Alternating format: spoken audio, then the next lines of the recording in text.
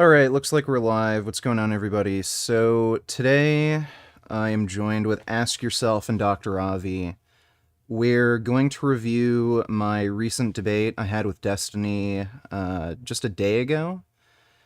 It's important to review debates, even if you did particularly well, which I do think I did particularly well in this debate. I certainly could have done things better, and I made some mistakes, so it's good to just go over things. Take some constructive criticism so you can improve your debate skills. Everybody can benefit from that. So, do you guys just want to begin? Just have me hit play? Sure. And then, yeah, let's get right into it. Yeah. Yeah, let's go for it. Okay. There we are. Okay, so... Alright, my stream's gonna go on in, like, literally 2 seconds. Our last veganism debate basically concluded with you, essentially biting the bullet that it's okay to Holocaust mentally disabled people. Based. It wasn't mentally disabled people. It was a special type of human that doesn't exist, that are people that are incapable of respecting any sort of like mutual autonomy, to be clear. But yeah, so like severely mentally disabled. Okay. Well, you'd agree, you know, severely mentally disabled people don't have the intelligence, the maturity, number of traits that would be required to respect, you know, this idea of mutual autonomy. I mean, if you're talking about that level of mental disability, sure. But you already agree that we don't treat those people as human anyway, right? Certainly we do. Do you think that it's morally justifiable to enslave somebody and restrict their autonomy severely for the rest of their life with no chance for them to ever gain their freedom? Yeah, pause for a second. So that's all tangent. That's all irrelevant. Like, remember, the question was whether you're gonna Holocaust them or okay with being like Holocaust them, not whether you're okay treating them as not human, whatever that means. Unless treating them as not human means Holocausting, but he's describing that that's not what it means. So he's gonna start. Yeah, go ahead. Well, I think what he was trying to do was say, like, I already don't see them as human, so what's the big deal with Holocausting them? I think that's the idea he was trying to get across. I don't know why you'd assume that. That was really weird. Yeah, I mean, the point is just that that's not what I. All right, well, we'll continue. We'll see if he makes that clear. But otherwise, that aside, if that's not where it's going, it's just an irrelevant answer. Yeah, I also want to point out something. I'm not sure if this actually happened with Destiny. It may have, but just like a kind of general point. Sometimes you hear some kind of trait given, like the ability to respect social contracts. And, you know, we'll start talking about something like a tribe of people who will like attack you if you go near them. And the idea is like, I think Karnas sometimes want to say like, they want to kind of use that like, look, like you would fight back or whatever, right? Like they're not, like they don't seem to have the ability to respect our social contract, like they can't understand it or whatever. I just want to point out that sometimes there's this like illegitimate move that happens there where we switch from talking about people who can't respect our social contract and are like operating it in a bad way within it, and people who can't respect it but are like not a threat to anyone, right? And the latter is obviously way more analogous to like animals. So we don't want to be simultaneously saying, oh, there's like disabled people who are like a threat to nobody, they can't respect our social contract, and you know, there's some like tribe who can't respect our social contract or something, because those are like really different situations, and it's like going to be way more. Yeah. So I don't know if that's relevant to the Destiny thing, but just a little point that comes up there. I don't know what you mean by that. How does that? So people that have severe mental disabilities at that level will oftentimes be given permanent caretakers. I think sometimes they might not even be allowed to vote. I'm not sure, but they'll be given permanent caretakers. They'll be under care of the state. Sometimes they're committed forever into certain facilities where they're not allowed to leave, depending on the threat that they represent to other people. Okay, wait. Are you talking about like criminal psychopaths, or Nope. I'm talking about somebody. So maybe somebody might have an incredibly severe form of autism that predisposes them towards violent lash outs. They're not able to take care of themselves. Sure. These people oftentimes have their autonomy severely restricted by the state, and they don't really have a chance to gain it back. And you think that's justification to murder them? I never said it was justification for murdering them, but I'm saying we don't really treat them with all the same like rights and endowments that we give most humans. That they're like it's a Well, we severely certainly restricted thing. do. We certainly do. We essentially do the same thing with children. We understand that they're Well, not I already able... qualified it out of children because children technically earn their autonomy when they hit the age of 18. These people will never Well, get their autonomy. sure, but we Wait, do so treat Paul's- them like... Yeah. So all of this. So he's. Remember the flow of the conversation, because like the whole question was whether it's okay to slaughter them, right? So like this whole thing about how much rights they have, what kind of autonomy they have, unless that's talking about the right to not be slaughtered, that's none of this is answering the question. It's just a red herring. And so like but notice how like you're getting a little bit dragged into a side debate here. Yeah. Because now you're trying to fight him on this issue of, well, how much rights do we give these children? Are children analogous to that? Like all of that doesn't need to be done. Yeah, Destiny is amazingly good. Like, he's probably the best I've ever encountered at making you forget about like the actual arguments you're trying to make, and then he swerves you into like a different kind of debate. When you're up against somebody like that, I think it's good to just write down notes so you can like just keep track of the conversation and remember what you're supposed to be talking about. Well, the other really important thing in a situation like that is to know formal logic. But I think that's one of the reasons that Destiny won't engage with me, most likely. Because if you know formal logic, then you can basically the conversation you can use that to force a kind of like relevance criteria on the conversation, and you can always kind of refer to that criteria to dismiss any given thing that's not relevant as a red herring. So like if you are debating someone, there's some proposition that's in contention. You guys have different doxastic states towards that proposition. Based on who has the burden of proof, someone's got to be presenting arguments. If you both have a burden of proof, like one takes the pro, one takes the con, you could obviously, like flip for it or like decide somehow. But anyway, someone's presenting an argument, right? And if that's you and you know the formal logic, you're going to only really be interested in hearing some kind of attack on the premises or on the form of the argument. Because if the form is valid and the premises are true, then the argument is sound, right? So the only way to really object to what's being said and to actually be on point is to in some way undermine the premises, whether that's by saying you don't understand them, whether that's by trying to argue that they're false or unsubstantiated, or by taking issue with the form of the argument. And you can always stay within this deductive structure too, right? If they ask you they say they're not convinced of a premise, you would give some further deduction whose conclusion is that premise in the initial argument. So you're always within this, basically this mathematically connected structure. So that's like pretty much one of the best things you can do for creating like a criteria for relevance and being able to effectively deal with red herrings. It also kind of goes the other way. Like if they're the one presenting the argument, they have the burden of proof.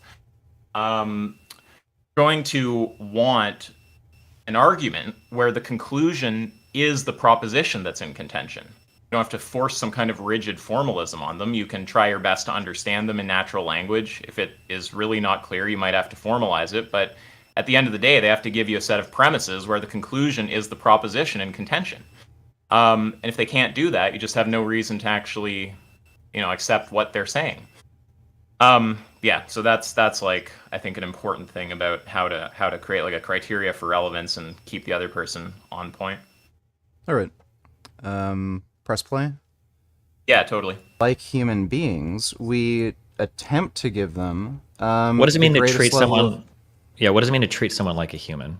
Well, look, we attempt to give them the greatest number of rights while understanding that because of their mental condition, they're not really able to be given those sorts of liberties or freedoms for their own benefit. It's kind of like Okay. animals, So I think so. right? That If sounds you, like the exact. But then well, you have the exact same position that I do, then, right? no, I'm not in favor of murdering mentally disabled people. If there was let's say that there was one of these types of people was around other people and they represented a threat, and you didn't have like a state body to like take care of Can we somebody like pause that, for a what would you second? advocate? So this again, like I don't know the whole backstory, so I don't want to say for certain, but it feels like we're getting this kind of thing I mentioned at the start, where it's like we're talking about what if they're a threat, what are we going to do to them? Yeah. I mean, Avi might make the point that that whole thread's not even on point, but within that thread, that's arguably not on point. It's like it seems like we're talking about disanalogous cases. That's not analogous to like a herbivorous animal, right? Like it's more Yeah. like the kind of cases you're bringing up, where we're talking about, you know, like someone who's, I don't know, like disabled and needs like help from the state, or like a child or something like that. Well, in our last debate, he just flat out stated if somebody was like mentally trait equalized to like an animal, like a pig or a chicken or a cow, like same kind of level of intelligence, he'd be fine with just holocausting them, regardless of whether or not they were a threat. So now he's like both denying that that's his position, but then trying to justify it. It's really weird. But do you want me to keep going? Yeah.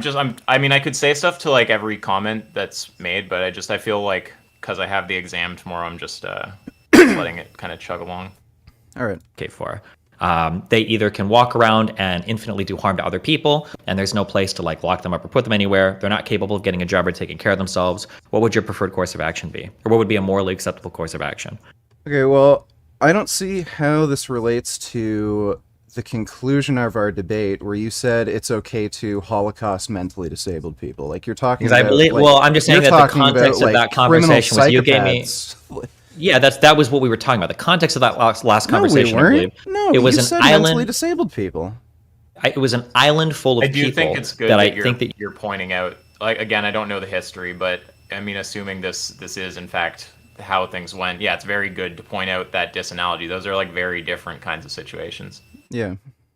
that we agreed would murder anybody that would come across their Well, path. that's our Then they first were debate you're incapable. discussing. Oh, I don't remember our second debate then. I don't in general think it's I- okay to Holocaust mentally disabled people. I don't know where you got that Are from. literally after I think an hour, you basically threw your hands up in the air and you were like, "Fine, I'm fine with killing retarded people." So our first debate, okay. we were discussing the idea of social contracts and how that relates to our treatment of other people. What kind of mentally retarded people are we talking about? Do you think it's okay Well, to kill trade people with like equalized- ADHD? Trade Or- equalized to animals. What trade So- equalization has nothing to do with respect for animals or not. There are going to be some animals that are No, going to be have higher traits than humans, and some humans that have less traits than animals. Depending on what No, we're I'm talking saying like mentally disabled in a way where we trade equalize. So roughly the same level of intelligence as like a pig, let's say. about.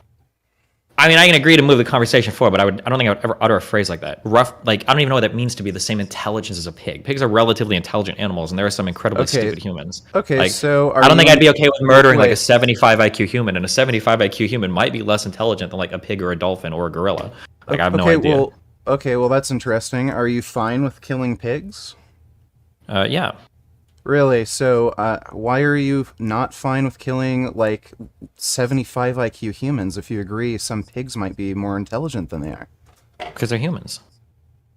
Because they're human. Can you explain the trait difference that makes it okay to kill the pig that's more intelligent than a human being, but it's not okay to kill the human that's less intelligent than a pig? It's not a trait thing. We're not killing or saving based on intelligence. It's just they belong to a class of things called humans, and I think that humans are endowed with like this moral consideration. That is a trait. Yeah, that's a trait. Yeah. That literally is the trait, human. Yeah, I mean, there's got to be some confusion there because, I mean, it, there's what does it mean? Like, what are you saying if you're saying you have two different moral assessments, but there's no difference between the two things? Yeah, It's like I don't get I what thought you're he was gonna go talking down about. like, like talk about sapience or something, but he literally ended up using trait human. Well, it, oh yeah, right. You're expecting something a bit more like trying to get at like smart human, sort of like sapiens, like Yeah, wise human. I don't know. yeah, because I don't know, like we went down that road later where where we were talking about genetics, and he clearly didn't give a fuck about genetics. So I thought he was gonna talk about something that, like, a more reasonable person would consider a morally substantive difference, like Um, sapience. yeah, something that at least on its face seems a bit more like more reasonable. Yeah. Say something about him saying human.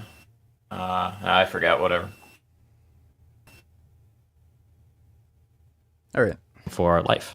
I don't think animals are. So purely arbitrarily, you make a distinction at human being. Well, why do you respect pigs over plants? Oh yeah, stop it Because for a second. pigs. Yeah, sorry, the arbitrarity stuff is interesting too. But yeah, when he says it's not a trait thing, um, like I don't really know how to interpret that unless like it's not clear. Is he saying there's no trait? Because if there's no trait and yet you're saying there's a to say you have two contradictory attitudes towards the same thing, so there's no trait difference, you're just talking about the same object, that I don't understand. I don't know what it would mean to even say something like that. But on the other hand, if you do think that there's some trait difference here, then that's like what you're talking about. So I guess I just don't understand the answer of saying it's not a trait thing.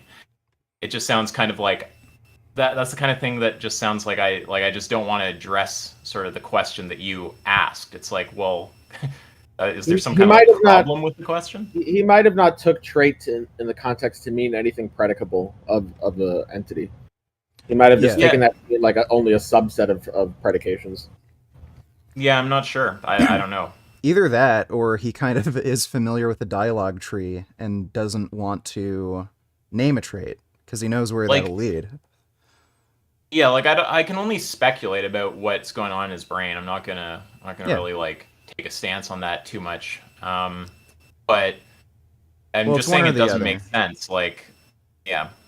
Yeah, either he didn't understand that human itself could be the trait, or he didn't want to go down the dialogue tree. Like if we're saying it's okay to kill one, it's not okay to kill other, and there's no trait difference. You're just saying of the same thing that it's both okay and not okay to kill it, which is a logical contradiction, right? So it's like he can't be saying there is no trait or else he gets that problem. But if there is a trait, then that's the thing that you're asking about and want to hear about, right? So yeah, I mean, it's possible there's just some misunderstanding there. I'm not attributing ill will, but yeah, definitely not like addressing what you're talking about to just say it's not a trait thing. I just don't like answers like that. I just find people say stuff like that a lot when they just don't want to answer the question. It's not about that. It's like, well, I don't care what you think it's about. This is like the line of questioning I'm going down. But again, that might not be what's going on with Destiny right there. Pigs are sentient; they can experience well-being. Like, there's a Yeah, but meaningful why do you value difference. why do you value the sentience of pigs? Well, that's literally the only thing differentiating, non-sentient, well, beings that can't feel, can't experience pain and suffering, can't experience well-being. Like, I don't know why you're acting like it's unreasonable for me to value sentience. So I didn't say it was pause this? unreasonable. I was just pointing out. So here is where I think Destiny is making sense. So all this stuff about like arbitrarity. I don't know if Avi wants to say anything about it too. I talked about it a bit yesterday, so maybe you have some thoughts. But like the basic thing I want to say is just like I don't understand what it would mean to say one person's values are less arbitrary than another. It's fine to like grant that or whatever.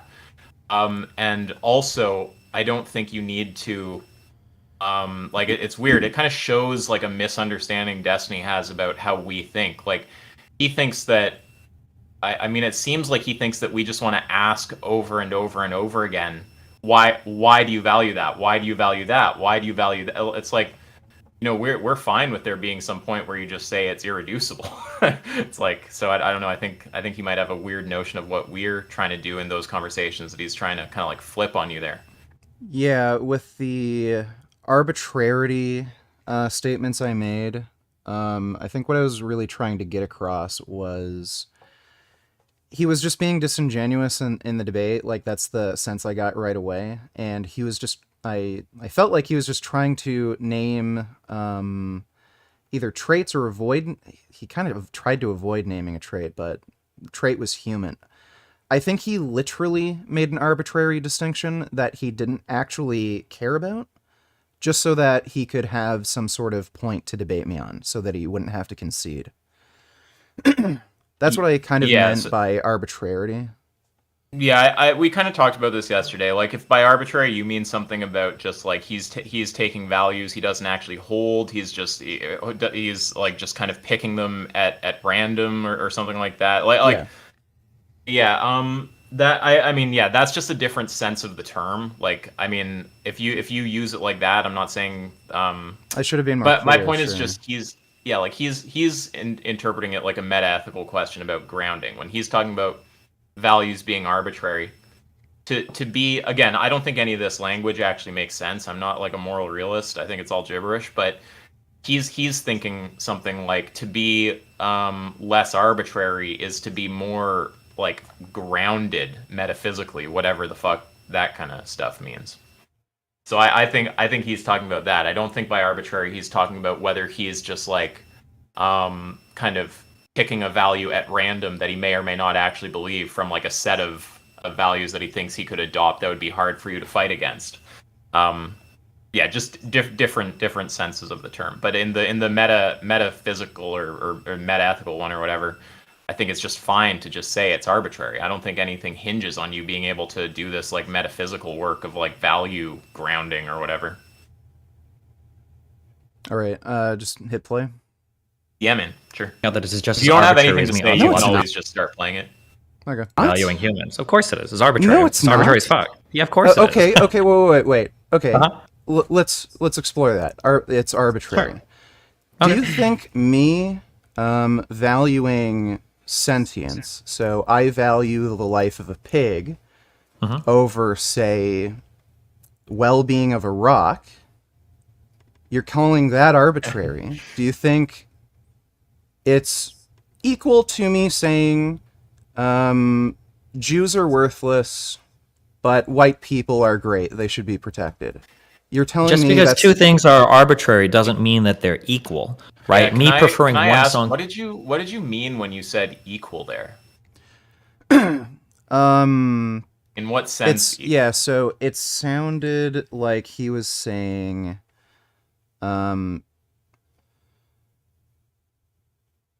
it sounded like he was making some like moral realism argument or something, where he was basically saying he can just arbitrarily it's hard to express this.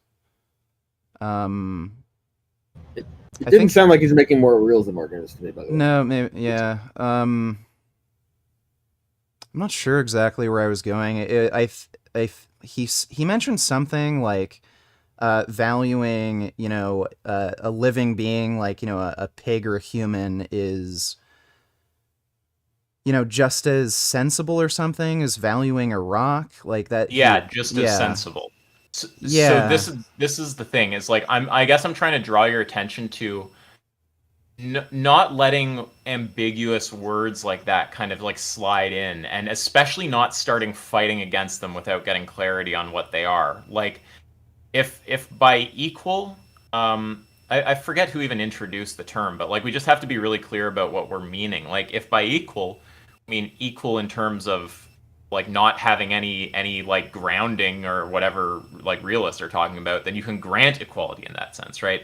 If we mean equal in terms of equally appealing to you, well, like, no, obviously views where you like murder people or like murder animals or do stuff like this are going to be less appealing to you, right? So it's just like if you disambiguate what's meant when words like that start getting used in the conversation, like equal, it's usually very easy to say whether it's the case that something is or is not equal. But if you don't disambiguate and it just floats around, we start getting very muddy about like what exactly we're arguing, and it can start looking like the other guy is making a bit more sense than they are.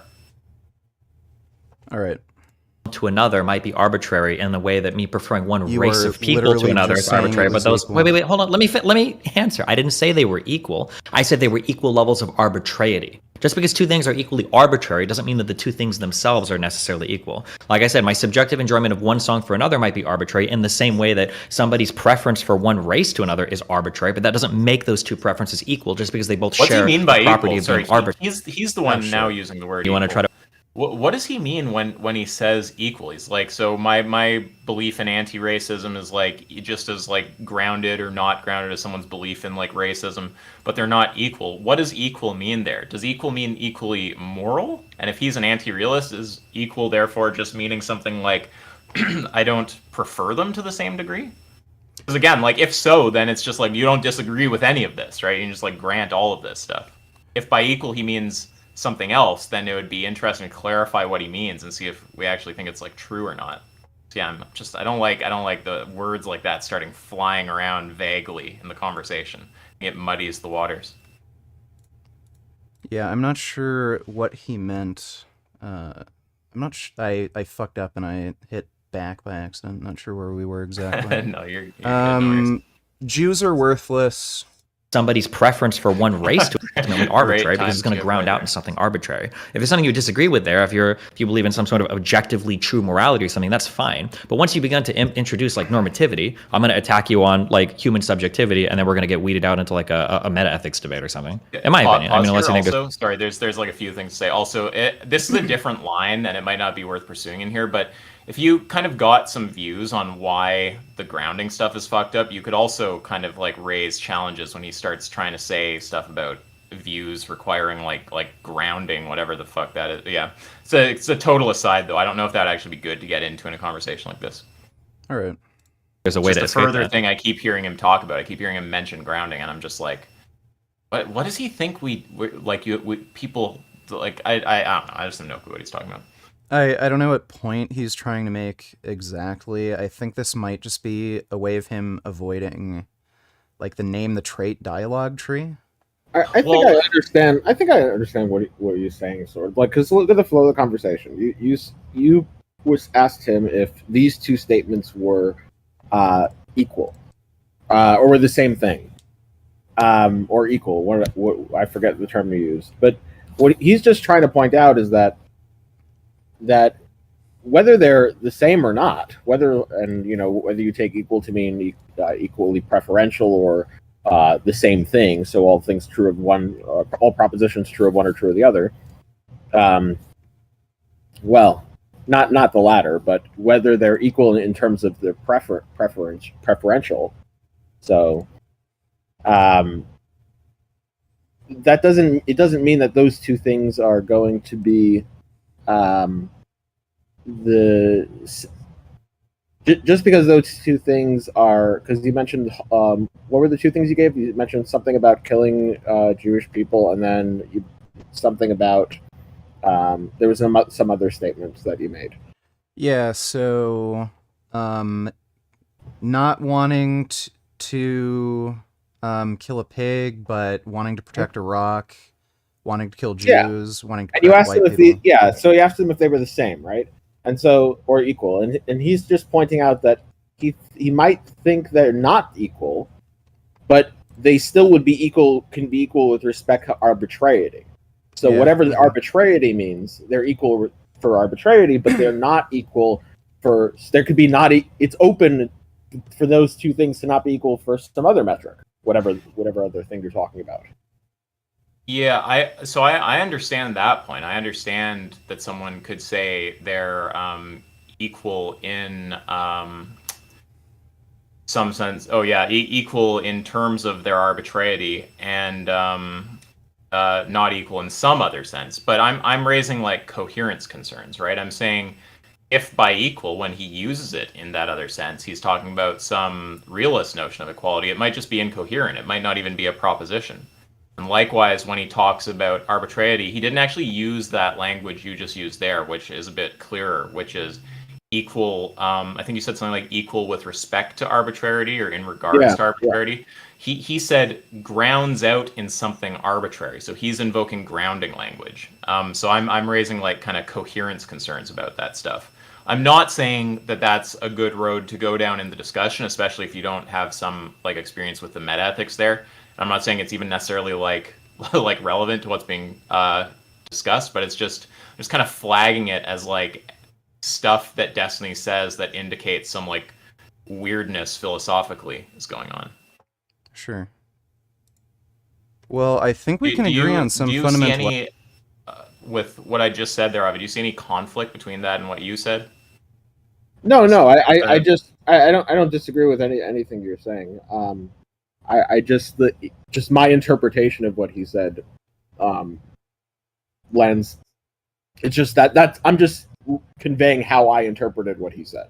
That's all. Yeah, because I want to be clear. I'm not sitting here going, I have absolutely no clue what he's getting. I think I even tried to venture some guesses, right? It's like, well, by arbitrarity, he's probably talking about something kind of like grounding, like what realists are talking about. When he says, but that doesn't mean they're equal, what does he mean? Is he an anti-realist? Maybe that just means not equal with respect to his preferences, right? Like, I'm giving interpretations. I'm being charitable. I'm not going like, I just have no clue what he means. And I'm not even saying it's the thread to go down, but I'm just flagging it as like, when he says stuff like grounds out in something arbitrary, or when he uses the word equal, assuming it's being used in a realist way, that's just a little flag of like meta-ethical weirdness that I would like explore if the context were right. I mean, it might just be motivated by the fact that I just want to talk to him about fucking meta-ethics, because he keeps saying weird shit about my meta-ethics, and I don't understand what his qualm is, but yeah. We don't have to have this like weird meta-ethical discussion on like I don't believe morality is objective, so obviously this is going to depend on whether or not we agree on some base fundamental principles. Sure. And one of those fundamental principles for you, a vegan, is going to be that we ought to value sentient life. One of my you fundamental don't value principles sentient is life. correct. One of my fundamental principles is we ought to value human life. And at the end of the day, there's no real way for either of us to move the other from those positions. Can you explain to me why you value? So this is something Destiny's done, and he tried to do this in our last debate. He literally tried to argue that he doesn't care about sentience. And he's like still doing it here. Like he tried to argue he only cares about the trait human, not sentient, so that he could find some way to like He might be trying to say. I think what he was trying to say in the debate is that he cares about sentience insofar as it's in a context of a human. So you can say, I care about the conjunction of sentience and human. That's what he later, said in the debate. But the previous debate I had, he was literally trying to argue that he doesn't care about sentience and just human. But yeah. Human life. Yeah, which also sentience, like we can just agree in if he says sentient and human, and we're doing NTT, the sentience part is not even something that should be in there because it's just shared between both. Unless he wants to talk about differential levels of sentience, and then you're going to get like disabled reductios and stuff. Or if you try to keep the human in there so that you don't get the disabled reductio, you'll get the Holocaust of infinite minds subjectively identical to currently existing disabled people reductio. Also, to the people in chat who are asking, I'm happy to talk to Destiny. He knows this, and I've said so many times. And I don't actually think much about Destiny. The only times that I think of Destiny are when I see something like this debate with Richard, or when yet another person messages me saying, hey, Destiny's talking about you, and then I go look and he's said some bullshit about me. So yeah, I'm happy to talk to him anytime, and it doesn't even have to be a debate. Like, he said some weird stuff about my meta ethics. What I would normally do is go in and say, you said this, what's the defense of that, and put them on the defense. But I don't even care about that. I will go in and go belly up. I will roll over. I'll just spell out my views on meta ethics or veganism, whatever he wants to attack. Meta-ethics is kind of what I want to talk about. I'll just lay out my view. He can just ask questions, or if he thinks something's wrong, he can criticize it. There's no, social pressure on him that he has to deliver debate points and defeat me. He can just hear my view, and if he agrees, he can go, okay, that's not actually that objectionable. And if he doesn't, then he can, ask questions or attack. So yeah, again, I don't mean to go on, but like, just so it's totally clear to everyone, I'm happy to do that. Explain to me why you value sentient life? Not really. There's not going to be a good explanation here. Yeah, there is. Sentient life is able to experience pain, suffering, well-being. That is literally the basis that I use for valuing life is sentience, because that is the only life that can have any kind of experience.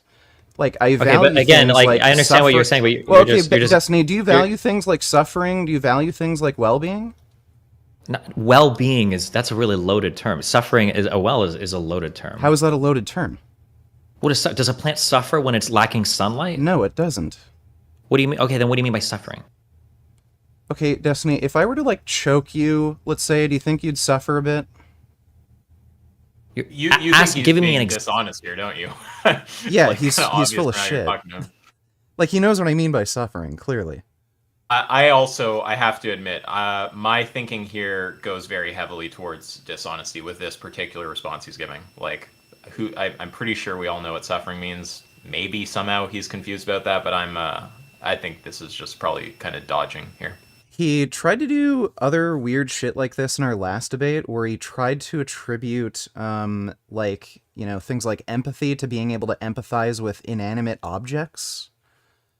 Which is weird. I don't know what that's about. Yeah, it's really strange. He literally tries to attribute, terms like empathy, suffering, to non-conscious inanimate objects. Like, you mentioned plants, but he's even like literally done this with cars.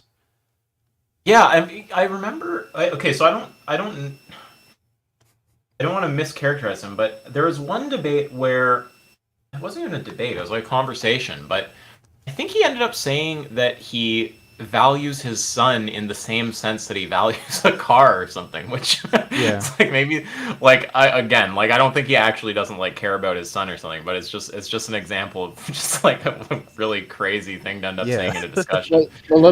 Maybe there's some interpretation that's like charitable that makes sense that I just remember being like, yo, what the fuck? In any case, let's just go over how to respond to that. Assuming he is being genuine.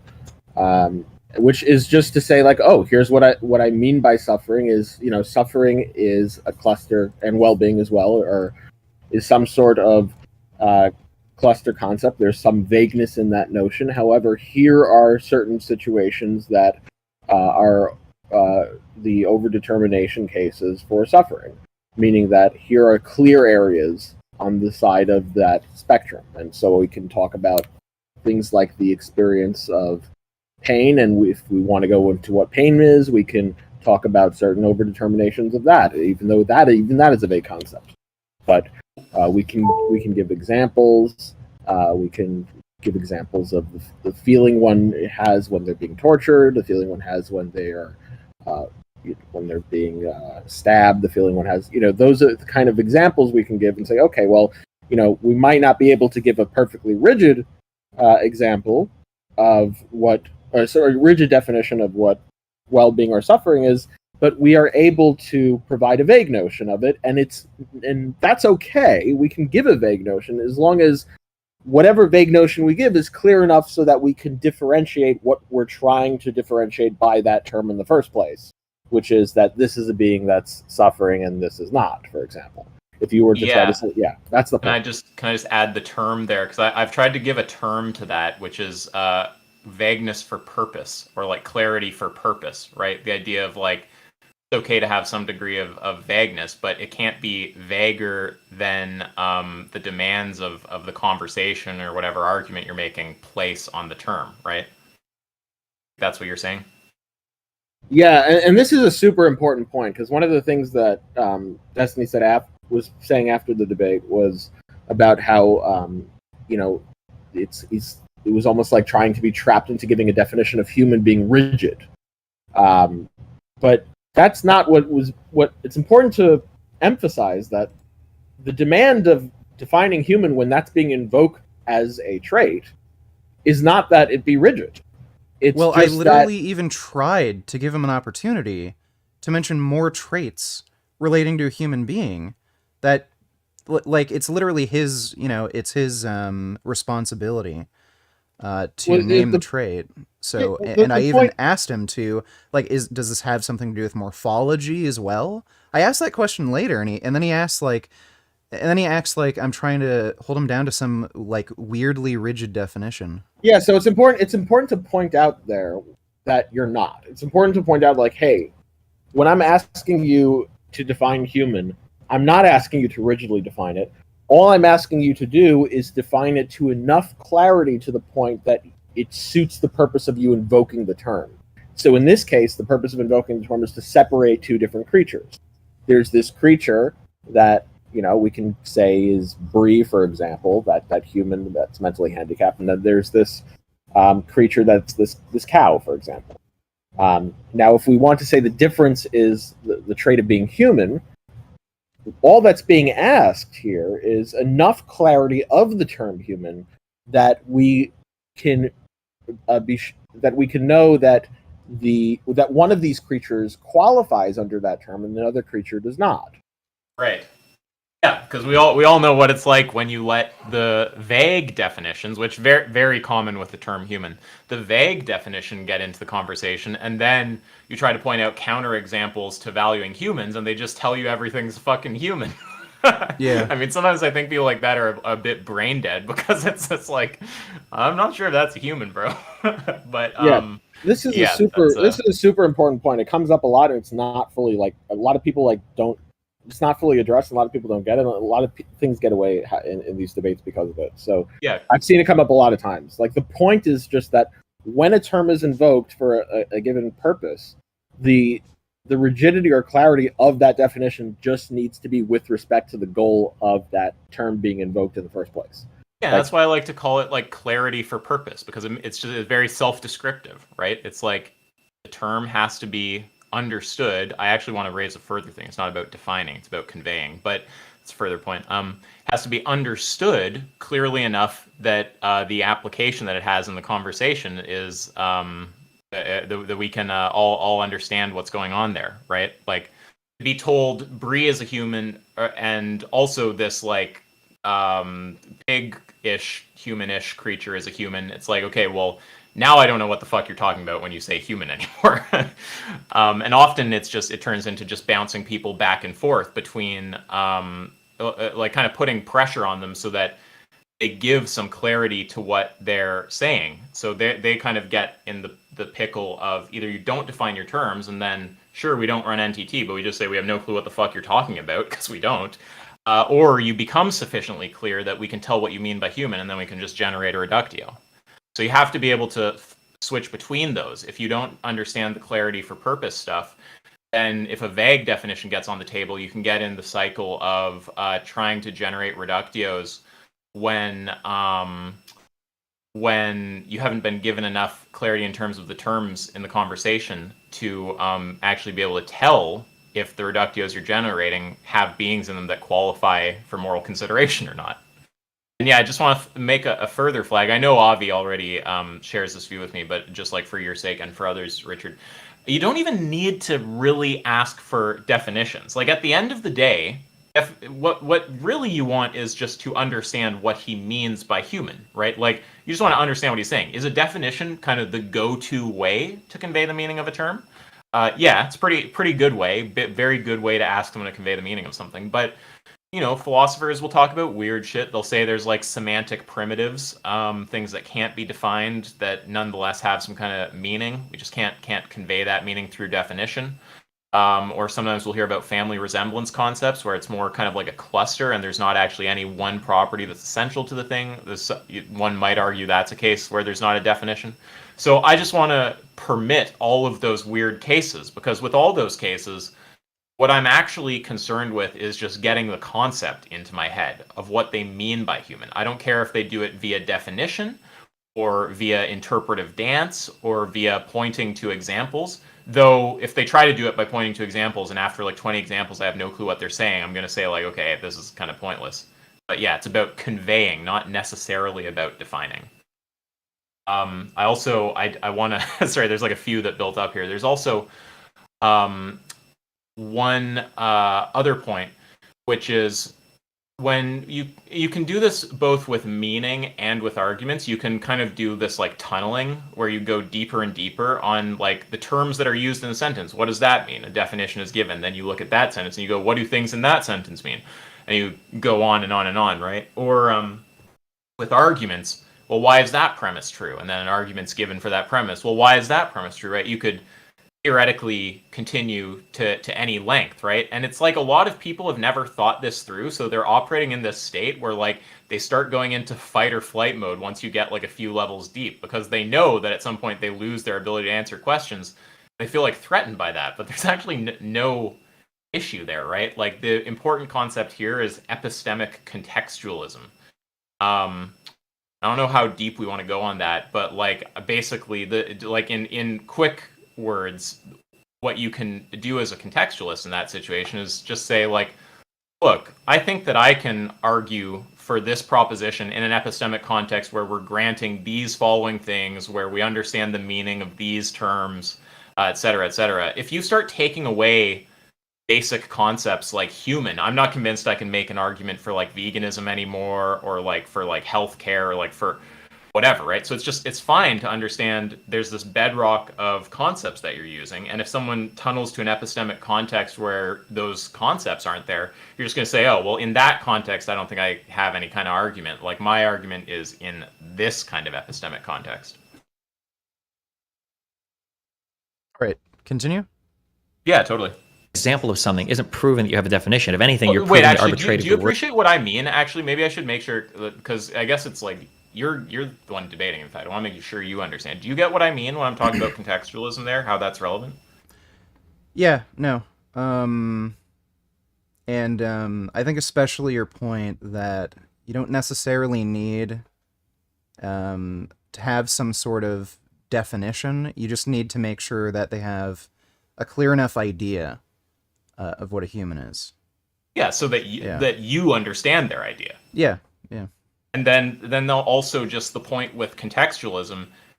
When you make an argument to me, Richard, like if you try to let's say we start talking about any topic, it doesn't have to be veganism. It could be like guns. It could be whatever. There's a bunch of like basic stuff that you have in place already, right? Like you believe that the external world exists. You believe that there are other minds. At least in the moment, you're operating in an epistemic context where you're taking those things for granted, right? If I suddenly take you down to a context that's like super skeptical, where we don't start from granting that like the external world exists or there are other minds or something like that, well, you probably don't have arguments for like many things at all in contexts like that, right? Like how are you going to argue for like against like overly strict gun regulations or any of the things you don't like? How are you going to do that if you can't even establish that there are other minds out there? Or it's like what's the worry about people going and shooting everyone if we're not even if we're not clear, if we can't even argue that they have minds, right? So Yeah. do you appreciate like the point I'm getting at is just that whenever you're arguing, there's this foundation of concepts and beliefs and stuff that you're resting on. And we might, at some other time, try to have other conversations where we justify those things from a slightly deeper or a much deeper context.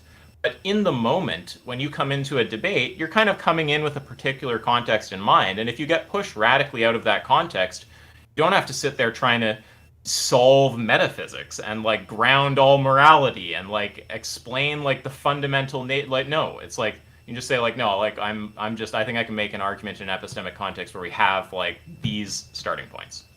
Yeah. Words you're using, which That's is fine. I you're agree they're telling me arbitrary. you don't But understand I'm just what saying, like, suffering is. Have you ever like skinned your knee on a rock? if I were to say that like our quarterly report show that the company is suffering, is that suffering the same type of suffering as if I scrape my knee on a rock? Is that suffering the same type of Destiny, suffering as if my dog I dies? think you know Is that exactly suffering what the I'm fucking saying. Okay, hold on, just as a real quick. When you are when you're trying to like say that the answer is self-evident or obvious, I understand Okay, that you think no, you're making no, a good no, point. no, No, no. hold on. I gotta finish We're my sentence. I talking gotta about finish my sentence. suffering No, in I'm terms of just gonna sentient talk over you beings. until I finish my sentence, and then you can talk when you want. That's fine. I won't interrupt you. But when you say things like, "Well, isn't it obvious?" The frustration that you're feeling there is I'm trying to hold you to the same standard that you're holding me to. You're saying, Destiny, aren't you being arbitrary and choosing to value human life? And I'll admit to you honestly, yeah, it is pretty arbitrary. But then when I'm pushing you to justify why Is you that value really the things, point like that you're making, though? I don't. Yeah, ooh. So he can make this point better. The point that he could make here is that, hey, I feel like you're, well, you haven't done this yet, so he couldn't make it. But it's not the art. I don't see the analogy with the arbitrarity, asking for an arbitrary justification versus asking for clarity. Those are two different things. Asking for a justification for something, asking for clarity for different things. What he could say is something like, hey, I'm asking you for this clarity for what suffering means, to the same degree that you're asking me for clarity on what a human means, or something like that. Like that would be a more analogous, tit for tat, because both of those things are asking for clarity rather than one asking for justification and one just trying to get clarity. But anyway. Pain and suffering and well-being, and then you get frustrated when I say, well, prove that. Why is that worth valuing? And you go, well, it's self-evident. You're getting frustrated because it's arbitrary as well, but you just don't want to admit it. Yeah, I don't like this is so weird. He was saying he doesn't.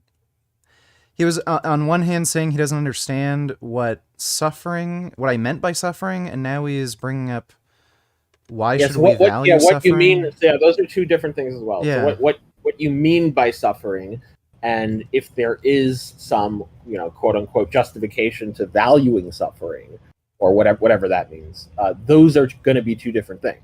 And by the way, I just asked him if he valued suffering, and then he's not even giving me an answer. So Destiny, if human beings were suffering, let's say being holocausted, genocided, tortured, would you have a problem with that? Yeah. Okay, so then we can agree that we think suffering is bad. It should generally be avoided. Human suffering is bad and should generally be avoided. Okay, yes. Human suffering's bad, generally be avoided. All right, So if we were, say, going to institute policies that would improve human well-being, so like universal health care, better policing, ensuring like people had access to shelter, food, water, crap like that, would you say that's generally a good thing? I'm assuming there's not some huge secret trade-off or whatever, but yeah, generally. Yeah, sure. Okay, so it's good to improve human well-being. Okay, so why would that be? Well, if I have a preference for moral consideration given to humans and treating humans in the best way possible is generally going to be maximizing that principle of like caring about humans. Okay, so what trait do humans have that allows them to experience suffering and well-being? What trait do they have that allows them to experience suffering and well-being? I imagine it's going to be some complicated interaction with parts of our brain. Okay, we're getting close.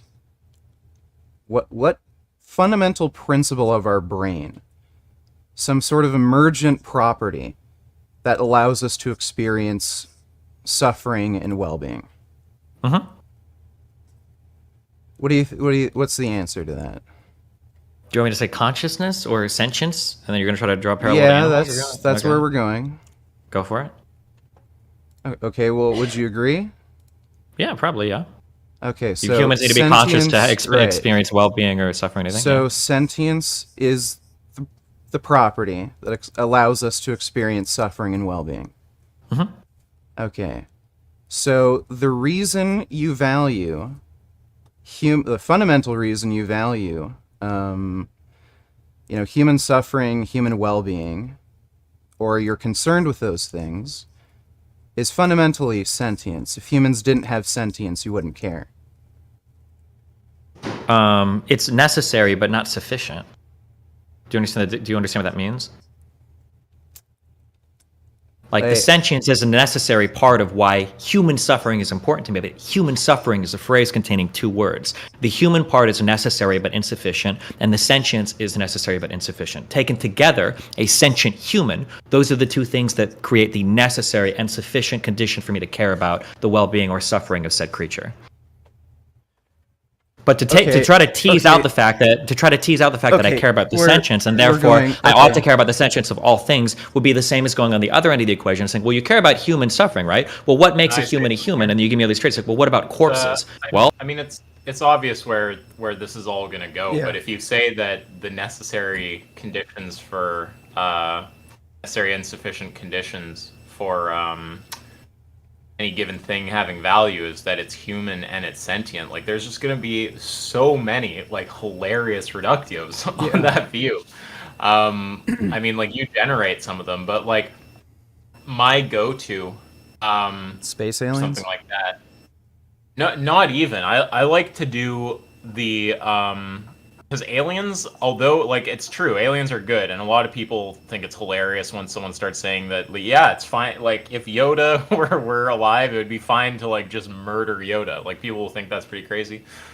But or even human-looking aliens, like it would be ethical to like murder Superman or something like that. Like that follows on that view. So actually, all of that is good. But the one that I really like is you can talk about we develop a little gene scanner, and it just beeps when you scan someone who's got non-human DNA, and we scan you and it beeps.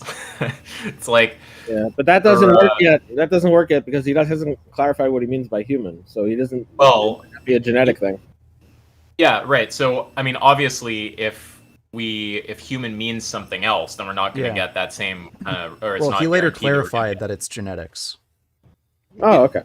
Yeah, but like what Avi's saying is fair though. If that I don't know if it's come up yet, if he said genes yet, but just under a kind of standard interpretation of what human means, like the kind of interpretation like a biologist would give, or that you'd like find in the dictionary or something like that. Yeah, the reductio I like to give is just we develop the gene scanner and we just scan you, because people don't realize while they're saying this that it's perfectly them being one of these very beings they're describing is perfectly compatible with like all everything about reality, right? Like you could find out right now that your genes are non-human. That's compatible with you like living the life you're living, being on this Discord call, having loved ones, like planning on after this call going and making some food. Like, you really think if we just found out you weren't human, given we mean something genetic, that it would be fine to just like murder you right there in your chair? Like we could just scan you right now and you just say, "Oh fuck, well I guess my life's worthless," right? Like no one believes that, so I just think that's a really he gives the most hilarious response to the reductio too. It's great. It's coming up. Yeah, I didn't get every bit at the end, so I'm kind of excited to see the last bit and actually like watch it really carefully. Corpses. Why? They're just as human as humans are. Sentient. Yes, exactly. Corpses lack sentience. So sentience is a necessary, but not a sufficient grounds for me to care about suffering. Humanity, or being a human, is necessary but not sufficient. Taken together, both of them, they together form the necessary and sufficient conditions for me to care about suffering. Pause?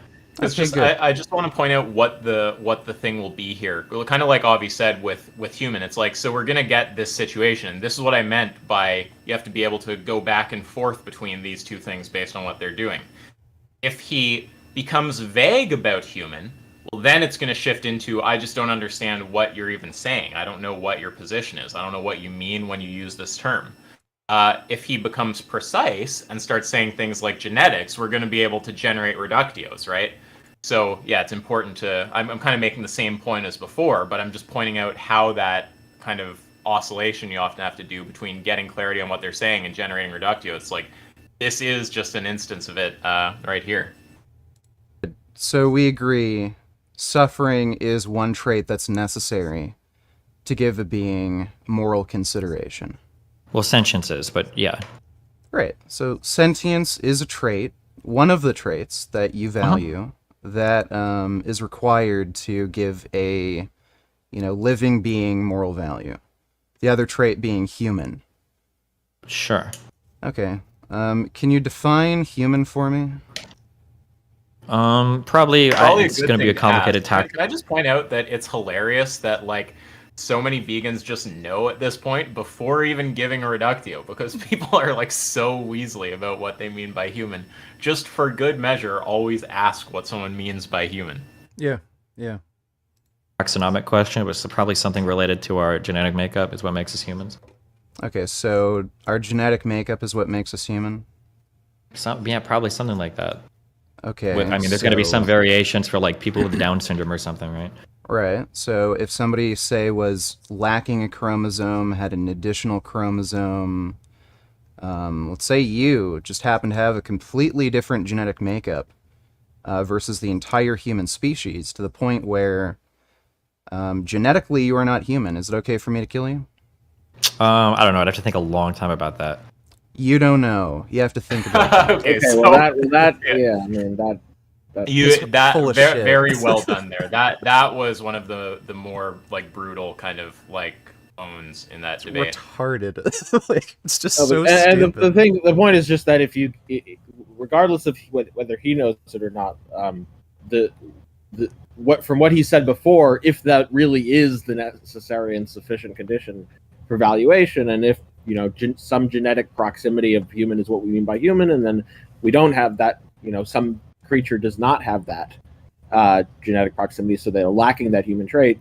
The human has already been said to be both necessary and sufficient, and so it's given that it's necessary. If it's not there, it's not that. On that view, that we need to think about it. He didn't say that. He didn't say human is necessary and sufficient. He said human and sentient. Oh, sorry. Human and sentient is necessary and sufficient, but they're both necessary, right? Yeah. So human is not, given that human is necessary, then if it's lacking, The answer would be obvious. the but answer he's is saying, obvious. oh, You I don't don't need know. to think about it. Yeah. Right. And he was a bit vague about what he meant by human. He said something genetics-ish, kind of like that, which, it's fair. He doesn't have to have an exact, again, like, this is a weird straw man that vegans are trying to get this, like, weird level of precision that, like, we don't expect in any other area of discourse. It's just, like, not true. But, yeah, it's just, I would just point out that the same point is going to go for anything, like, even in the ballpark of what he's talking about. Like, you're going to have to get into adding, like, really different features than, like, anything to do with, like, physiology or genes or anything like that to get out of, like, the kind of family of reductios that we're going to want to deliver on that stuff. Yeah. Oh, also, I want to say his response of being like, I'd have to think, like, really, really fucking hard about that. Like, I mean, It's not an honest answer. Like, the answer would be either yes or no, because of the reductio. And, like, the idea that, I don't know, if I had different genes, whether or not I'd be okay with being murdered, I'd have to think, like, he's just full of shit. Well, regardless of whether he's honest or not, the point is focus just on whether it just deductively follows. Like, if this conjunction is what's necessary and sufficient, and this individual thing is necessary, it's for value. It's lacking. You can't have value for it. Like, it's not, or else you have a contradiction. Yeah, the answer would clearly be no. Like, he should and be the contradiction murdered. to spell it, a contradiction would be it both human, the trait of human both is and is not a necessary condition for value. Yeah. Right. Yeah. Eating Do you is supposed to care make about it. being taken seriously at this point?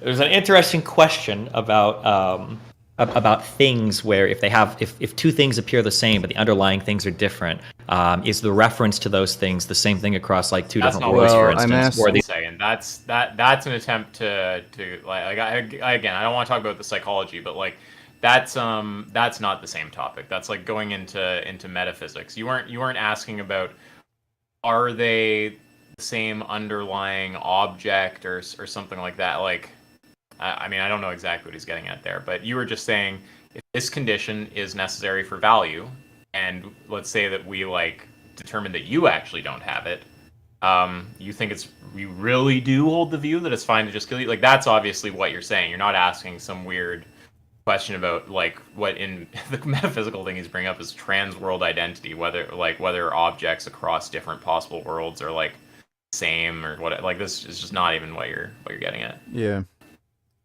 These things fundamentally different.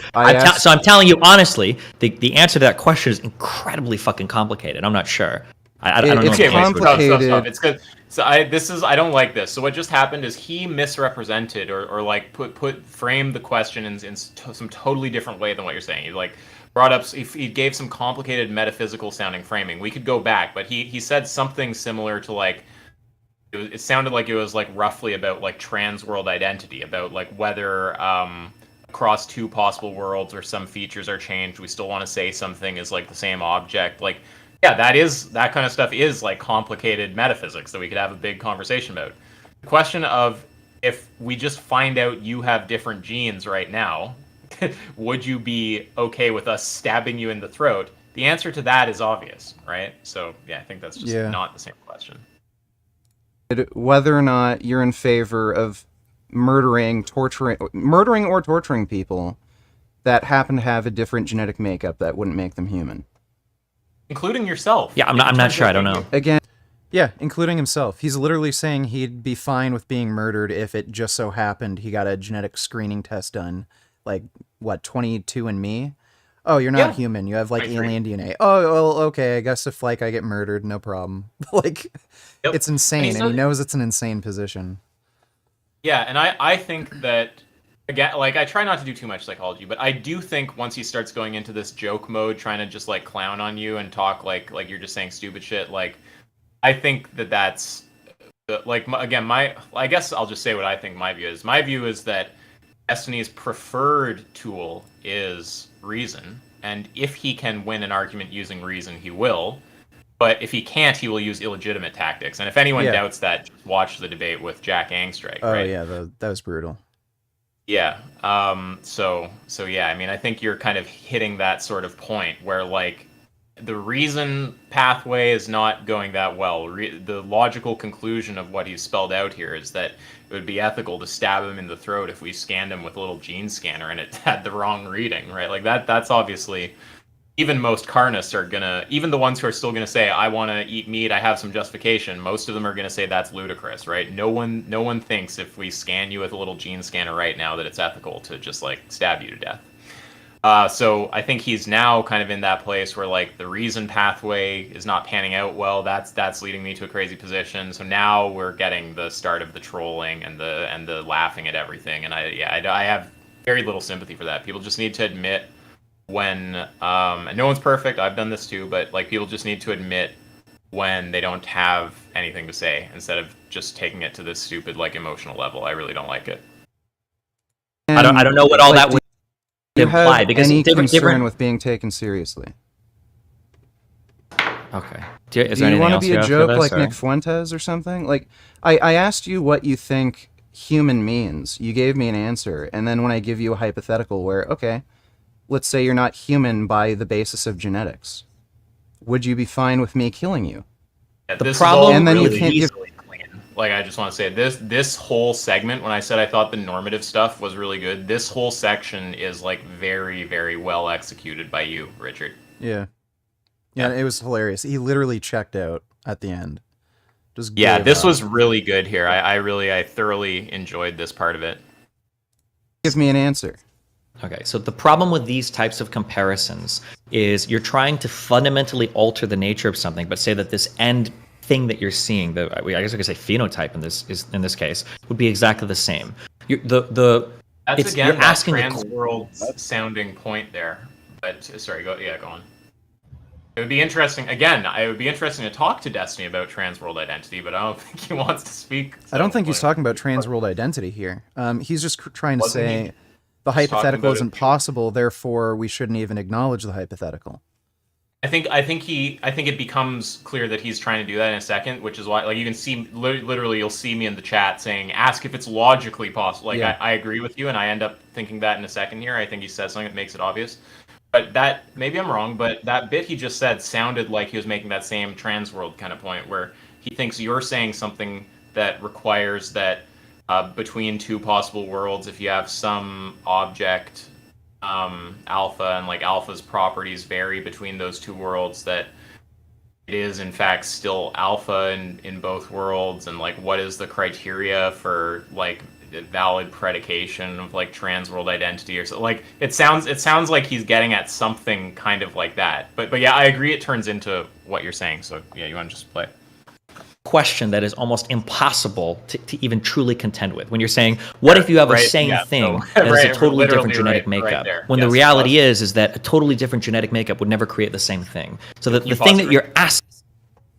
Yeah, so that right there, but you might even want to replay that 20 seconds. But here he's starting to do what you just said was incoming, which is like roughly he's saying the hypothetical is impossible. And I've actually taught Destiny how to deal with this, but he just didn't listen. I taught him years ago how to deal with this, but I still see him making the same mistake in debate. And I think it's just because he has some kind of ego thing where he like doesn't. It's like advice from AY can't possibly take it, but it just leads to like years of doing this silly shit instead of like learning.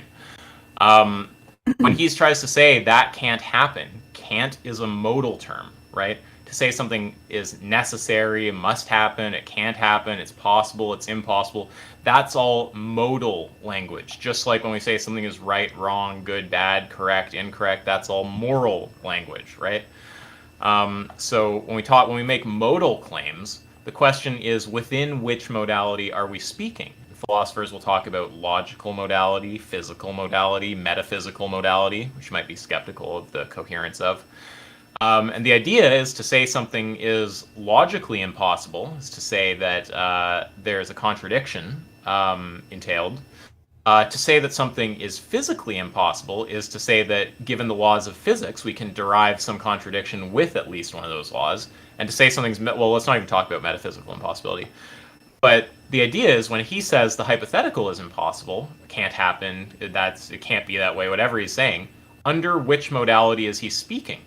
And then, once that's clarified, what is the contradiction within said modality? I call this the modal three-step, right? What is the modality?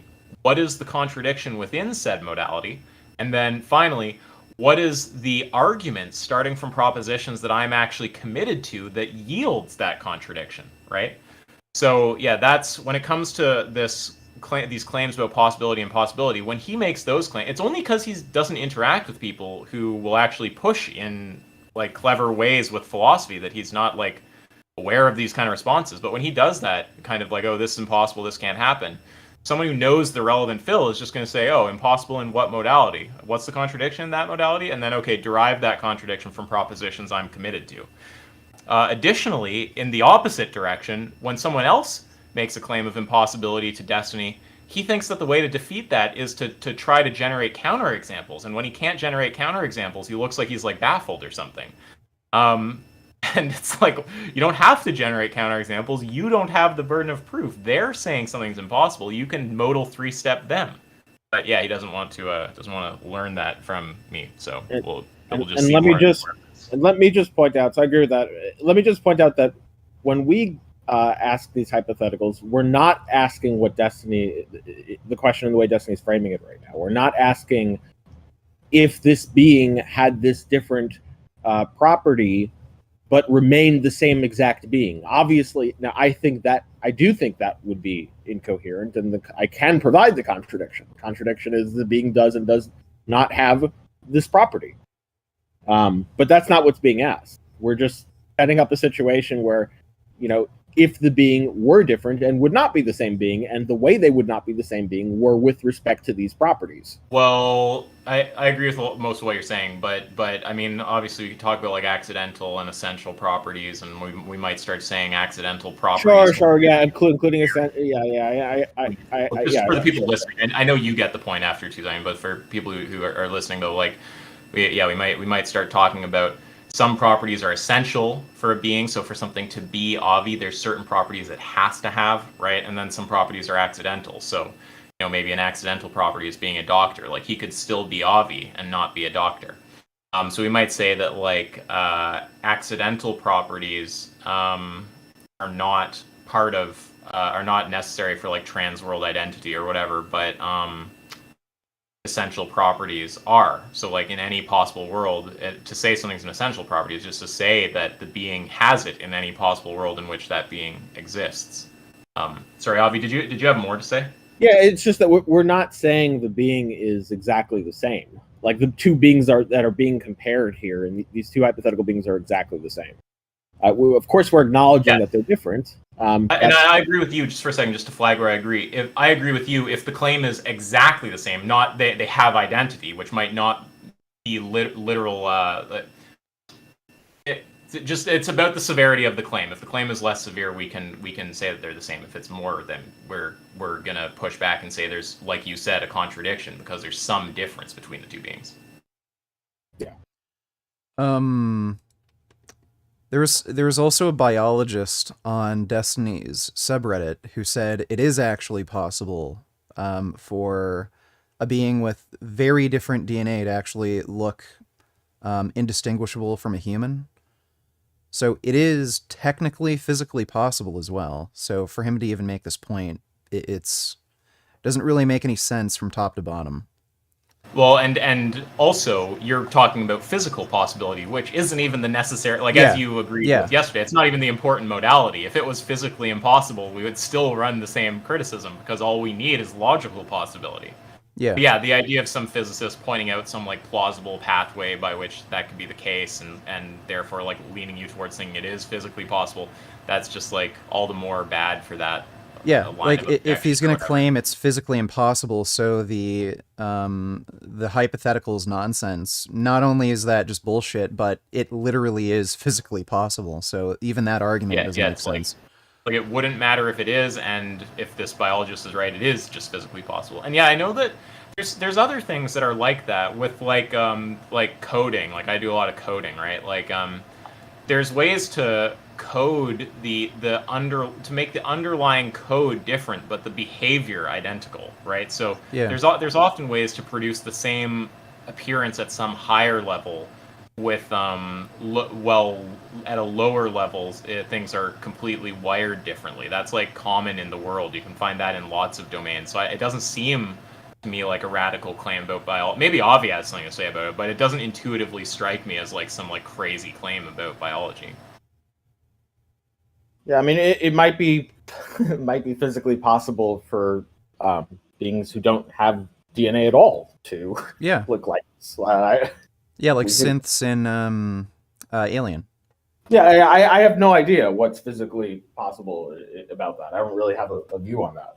Well, but I certainly wouldn't claim. I certainly wouldn't claim it's impossible. Well, I mean, either way, the point I was making is that you could look identical to a human and not be human, like not have DNA. You could be like one of the androids from Star Trek that looks identical to a human. Like the point being made here is that the definition of human that he's coming up with, you could look Destiny could be like an android from Star Trek. Like, would he be okay with being murdered? Like, obviously not. Right. So there's a lot of different ways to go about that. Yeah, that point we all agree with. I think that's the core thing that I think you got him on here, and you kind of keep getting him on it. But let's continue. Asking me to question or to ponder about is almost in and of itself a meaningless question. It's like saying, tell me what it's like to exist. So this is sorry, it's like now we're getting the quick smattering of like a different philosophical claim. This is part of why I loved his debate with Jack, because every little word Destiny tried to throw out, because he was like almost throwing shit at the fan. Like vacuous, meaningless, like just throwing out these terms. Jack knows exactly what all those terms mean, right? So he'd be like, well, wait, what exactly are you saying is vacuous? What are you saying is meaningless? So it's like one moment it sounded like he was making a claim about impossibility, but arguably impossibility requires meaning, because to say something is impossible is to say it entails a contradiction, and a contradiction is made of propositions which definitionally have meaning. So you might say it's impossible, that it doesn't make any sense for him to say something is simultaneously contradictory or impossible and meaningless, and he's got to actually pick which criticism he wants to make. But either way, and on the criticism that it's meaningless, I don't understand why we would think that the hypothetical, I assume it was the hypothetical he was like predicating meaninglessness of. I don't understand why we would think it's meaningless. It seems like pretty easy to understand. I don't think you need to like know any philosophy to just picture like humans have genes. What if yours turned out being different? It's nothing too crazy about that. Yeah. after you're dead. All when right. existing, hold on, I gotta finish. If you're gonna try to play like the word games and do like the street philosophy or whatever, I'm gonna show you why your question is absurd, Do we right? do any word If you were to games? ask me, I don't. Again, sorry. Now it's like we're commenting every 5 seconds, but there's like lots of like shit happening. Like, what word games are we talking about exactly? He literally started like complaining that I was using like a dialogue tree. Yeah, like just it's very bizarre. weird. Did he say that already, or has that? No, has that later came on. out? Like, he's literally complaining that I'm using sensible arguments. It's We can just- talk about it. Sorry, yeah. Huh? Yeah, we can talk about it when it comes up. But like to say you're playing word games. I mean, again, we're a bit out of the flow of it. We've been cutting in a lot, so maybe if I went and just watched without interrupting for like the last 5 minutes, I'd like kind of see where he's coming from. That's like possible. But I just haven't been noticing word games, so I don't really like that getting thrown out there. And Yeah. as for sorry, yeah.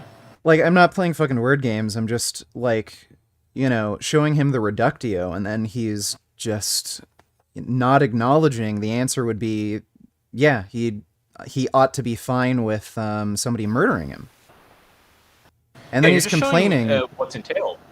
Yeah, and then he's complaining that I'm like using sensible arguments, and he's calling it word games. It's just childish. Yeah, and what was the other thing you said that he says later on again? He was Can you remind me literally of that? complaining that I used the Dialogue name of tree. the trait dialogue tree. Yeah. So this is the other thing that I want to say. So we need to like change the perception about this, and it should be easy to show people this actually. Like, why would we think that a dialogue tree is a bad thing? Like, Yeah. if someone takes the time. Now, I agree that there are instances where you get illegitimate behavior in debates and it involves dialogue trees, right? But that doesn't mean the dialogue tree is the problem, right? Like, if Darth Dawkins has, because he always compares me to Darth Dawkins, like, I mean, thanks. Like, so fucking annoying. Like, he should just talk to me instead of always, like, talking shit about me and then refusing to talk to me. But, you know, with someone like Darth Dawkins, you're gonna, you might say he has a dialogue tree, right? I'd actually argue that we have, if anything, a more structured dialogue tree than Darth Dawkins. But if you think Darth is using a dialogue tree, right? I mean, first of all, I think Darth is actually justified in resetting the vast majority of people he talks to actually be on point. I think his corrections are in fact correct most of the time. But that's also largely in virtue of the fact that he'll only debate like white belts for the most part. But yeah, what's illegitimate there is when someone asks a question that like, say he's running his dialogue tree and he's saying like, what's your ultimate authority? And someone says, well, I don't know what's meant by ultimate authority. Can you clarify that so I can answer your question? And he says, your ultimate authority, what is it? And just keeps asking a question. That's like illegitimate like behavior, and there's a dialogue tree involved there. But the thing that's objectionable there is more so something like the fact that the other person doesn't understand what's being said and is legitimately asking for clarity for the purpose of responding to you so that they can engage in the conversation and react to what you're saying. And you're refusing to give that clarity and hanging up the conversation by insisting on using terminology they don't understand, just repeating this question from your dialogue tree. Like, so that is bad, right? But that doesn't mean that a dialogue tree is bad, right? If someone takes the time to write out their position carefully, and they could actually just show you the tree, and you could go through it and determine where you think you agree or not, that's actually, if anything, making yourself vulnerable by being very upfront about exactly what your view is. The same thing goes for formal arguments. People are like, oh, like you're trying to, you know, use logic in some bullshit way by making your argument formal. It's like, no, I'm trying to raise the standard of discourse. But when I make the argument formal, that's actually laying out my reasoning very clearly. That's a lot easier to attack than some natural language bullshit. There's a lot of people who are scared to make their arguments clear because they know it'll be a lot easier for people to attack them, right? So yeah, I just want to dispel this whole idea that dialogue tree is even a bad thing, or that like formal arguments are like somehow bad. Like, that's all just anti-intellectual. It's important to, like, we're happy to grant that there are ways of using dialogue trees that are objectionable. Like, Yeah. we're not saying that all dialogue trees are good. Like, it should always, like, no. It's just whether the use of a dialogue tree is good or not is not bad in virtue of the fact that it's a dialogue. Right. Yeah. Yeah. Question is say, what do you think it's like to be when you're unconscious? I would say, well, the question in some ways is meaningless. I can try to guess at what it's like to be, so but we gotta to stop be that. Again, it's like Destiny goes really fast. You have to like slow down a little bit here. It's like asking, what's it like to be unconscious? Well, does that situation involve a logical contradiction? Because he was implying your hypothetical is logically impossible, and now he's analogizing it to things that arguably are logically impossible, right? So it's like, I think that we're having the hypothetical dismissed with a false analogy to situations that are logically impossible, and he hasn't shown that. I don't even think he's smart enough to understand what he's saying, because later he does use analogies that are logically impossible, like whether or not a rock, like if a sentient rock existed, if I'd want to protect the sentient rock. So yeah, I don't even think he knows what he's fucking saying at this point. He's just floundering. I do want to say, I know you think he's an idiot. I actually don't think Destiny's an idiot. I mean, I don't think he's like some fucking super genius or something. I don't think I'm some super genius. But I think he's like a reasonably smart dude. And I actually think that if he were to like actually engage with critics who can raise good arguments and put time into understanding the relevant philosophy, understanding formal logic, understanding what modal language is, understanding a bunch of this shit, I think he could be a really, really good debater. But he's kind of in this like stagnant mode where he doesn't want to adopt the tools that he needs to adopt to get to the next level, which are things like formal logic. So yeah, I just want to flag it. I don't actually think he's stupid. I think it's more to do with like being like lazy or like resisting things he needs to do because he associates them with people he doesn't like, something like that. I think that's way too charitable. Like if he was really smart, he wouldn't say this stupid shit. Yeah, we can agree to disagree. I'm not saying really smart. I'm just saying I think generally. But yeah, I understand you think he's stupid. We'll agree to disagree about it. Implies a state of consciousness when you ask the question. So for you to ask me, how would you treat a being that's just like you, but has a totally different genetic makeup? Well, my understanding of genes means that a totally different genetic makeup isn't going to create anything that's exactly like me, or even remotely like me. So the question on its face is absurd. I can try my best to try to engage through the question. I mean, I don't want to just keep making the same point, but just like all of this, you just have to respond to by saying, when you say it has to be that way, that's modal language. What's the modality? What's the contradiction within said modality if we have a human physiology with non-human mind, or with different genes or whatever? And then what's the argument to reach that contradiction from propositions that I'm already committed to, right? So this I'm not going to keep commenting as he makes the point like over and over, but I just want to flag like all of this should just be modal 3-step. Yeah. This is a really interesting question philosophically. There's a whole triangle of reference and semiotic references of things that reference things and have the same name but are actually different. There's a really interesting train of thought there. But for you to just like self-evidently go like, oh, well, isn't the answer obvious? It's not obvious. It's actually an incredibly complicated question. When somebody said water 2,000 years ago, they weren't referring to H2O like the actual fucking molecule that we refer to today as water. Is it the same thing when they said water versus when we said water? I don't know. It's a really complicated question. I'm answering you honestly. I'm sorry that I'm not like walking down the dialogue tree that you like to assassinate non-vegans for. All right. But okay. Attribution of ill so will it's starting to you. sound. Yeah. He's just getting frustrated with you, I think. Yeah, totally. Like you don't necessarily value genetics, and you're talking about valuing morphology, how somebody looks. I feel like you're trying so hard to just shoehorn me down like a certain. Like I'm trying to be charitable here and say like maybe you want to revise your definition of human, because he started talking about traits that don't involve genetics, like, how a person looks or something. So I'm like, okay, do you want to add that sort of trait to it? It just... Yeah, and then he starts complaining again. Yeah, and that's you actually, like, I feel like I understand what's going on here. Like, I feel like you are being charitable. You're trying to be like, you're not trying, like, what it would look like if you were trying to, like, be an ass to him or just make him look stupid here would be you going on about what you just said contradicts itself, like, oh, blah, blah. Like, you're not like flexing on him at all. Sometimes people deserve to be flexed on. That's not a problem. But like, you're literally just giving him a chance to revise the view without even like dunking on the first version too hard, right? You just kind of point out what the bad entailment is, said you don't agree, and you're letting him revise. But the thing is, if you're on the other side and you just kind of got yourself in this logical tunnel where you just put forward a view according to which it would be fine to murder you if we scanned you with a little gene scanner and it beeped the wrong way. If you've said one kind of silly thing and then the other person is going like, well, here, why don't you revise it? It's going to feel to him like, well, here, why don't you try again? Then I'll destroy that too, right? Like, yeah. It's just like, why don't you just keep making an idiot of yourself?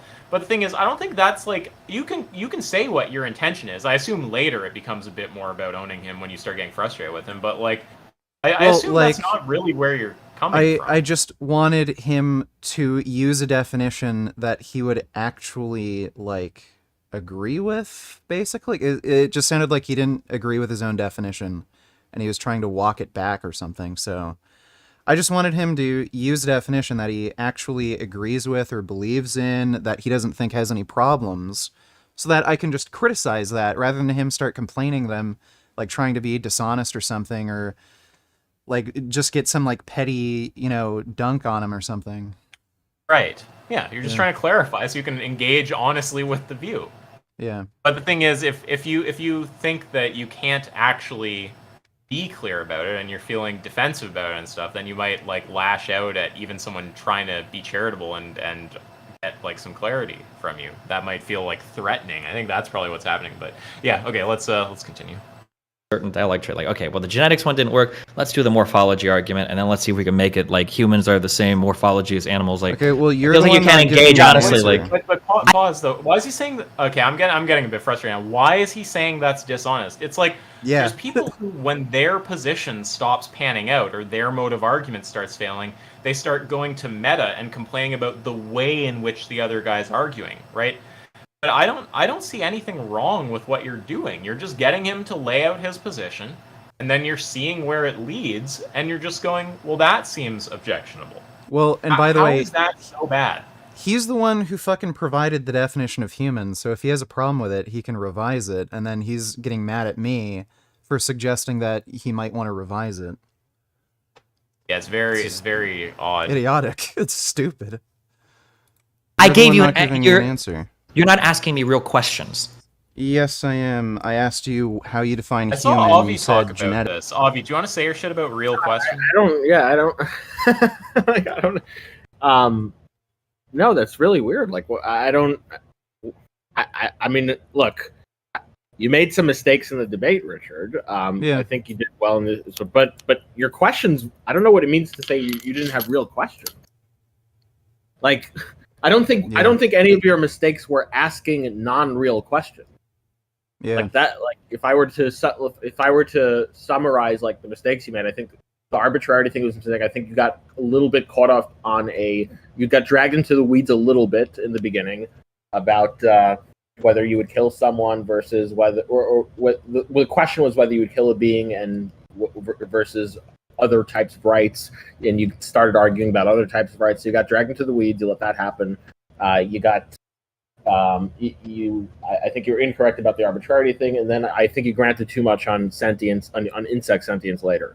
I don't see any of the mistakes made being asking non-real questions. I'm not even sure what that means here. But I think this is also I think Destiny just kind of starts to do that. Like he did the same kind of thing with Jack. Like I think that once he is again, it's all that same pattern of like he'll use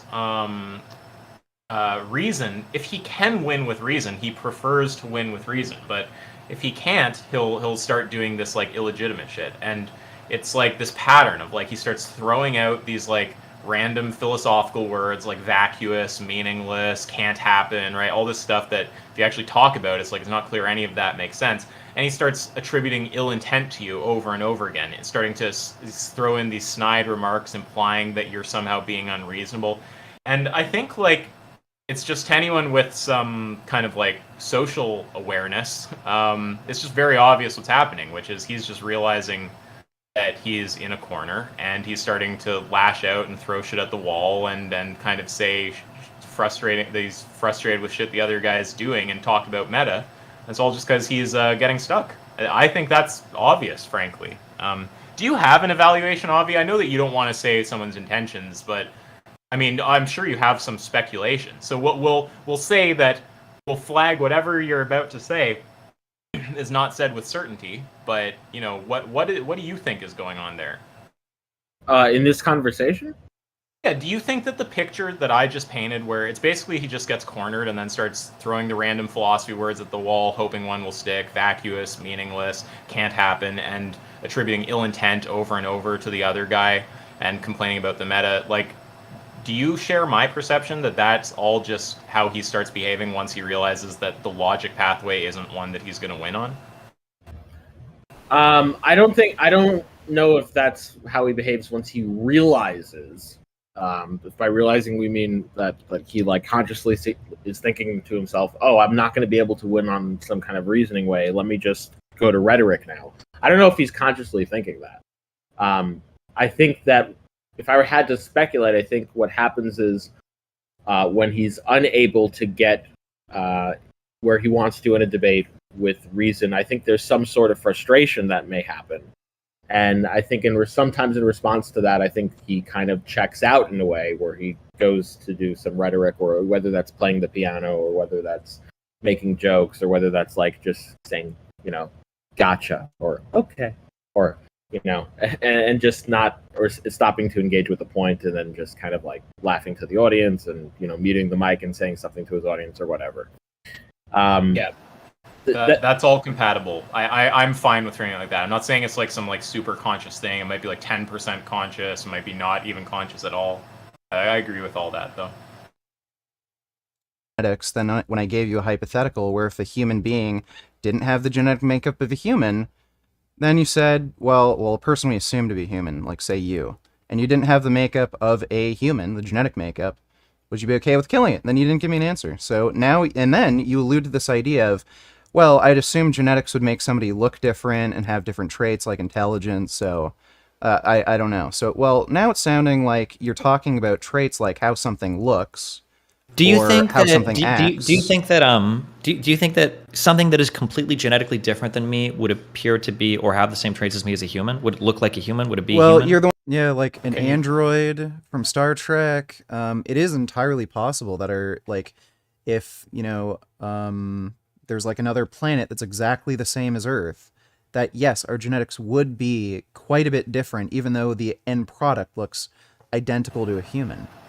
Like and yes, it is logically possible and physically notice possible. The difference, and notice the difference between what you're saying right there, what you just said, and what he's saying. Right? He said, "Would it happen?" and you're saying it could happen. Right? Yeah. And I think that indicates to me that he's like not understanding the question properly, because would sounds like probability language. I could be wrong, but when someone says, would that happen, it sounds like they're asking, is it probable? Is that the probable outcome? I don't know if he's asking, is that logically necessarily what will happen? If that's what he's asking, then obviously no, like there's no reason to think it's contradictory for something else to happen. But when someone says what would happen, I think they're asking what's the like predicted outcome? Like what would you expect those beings to look like?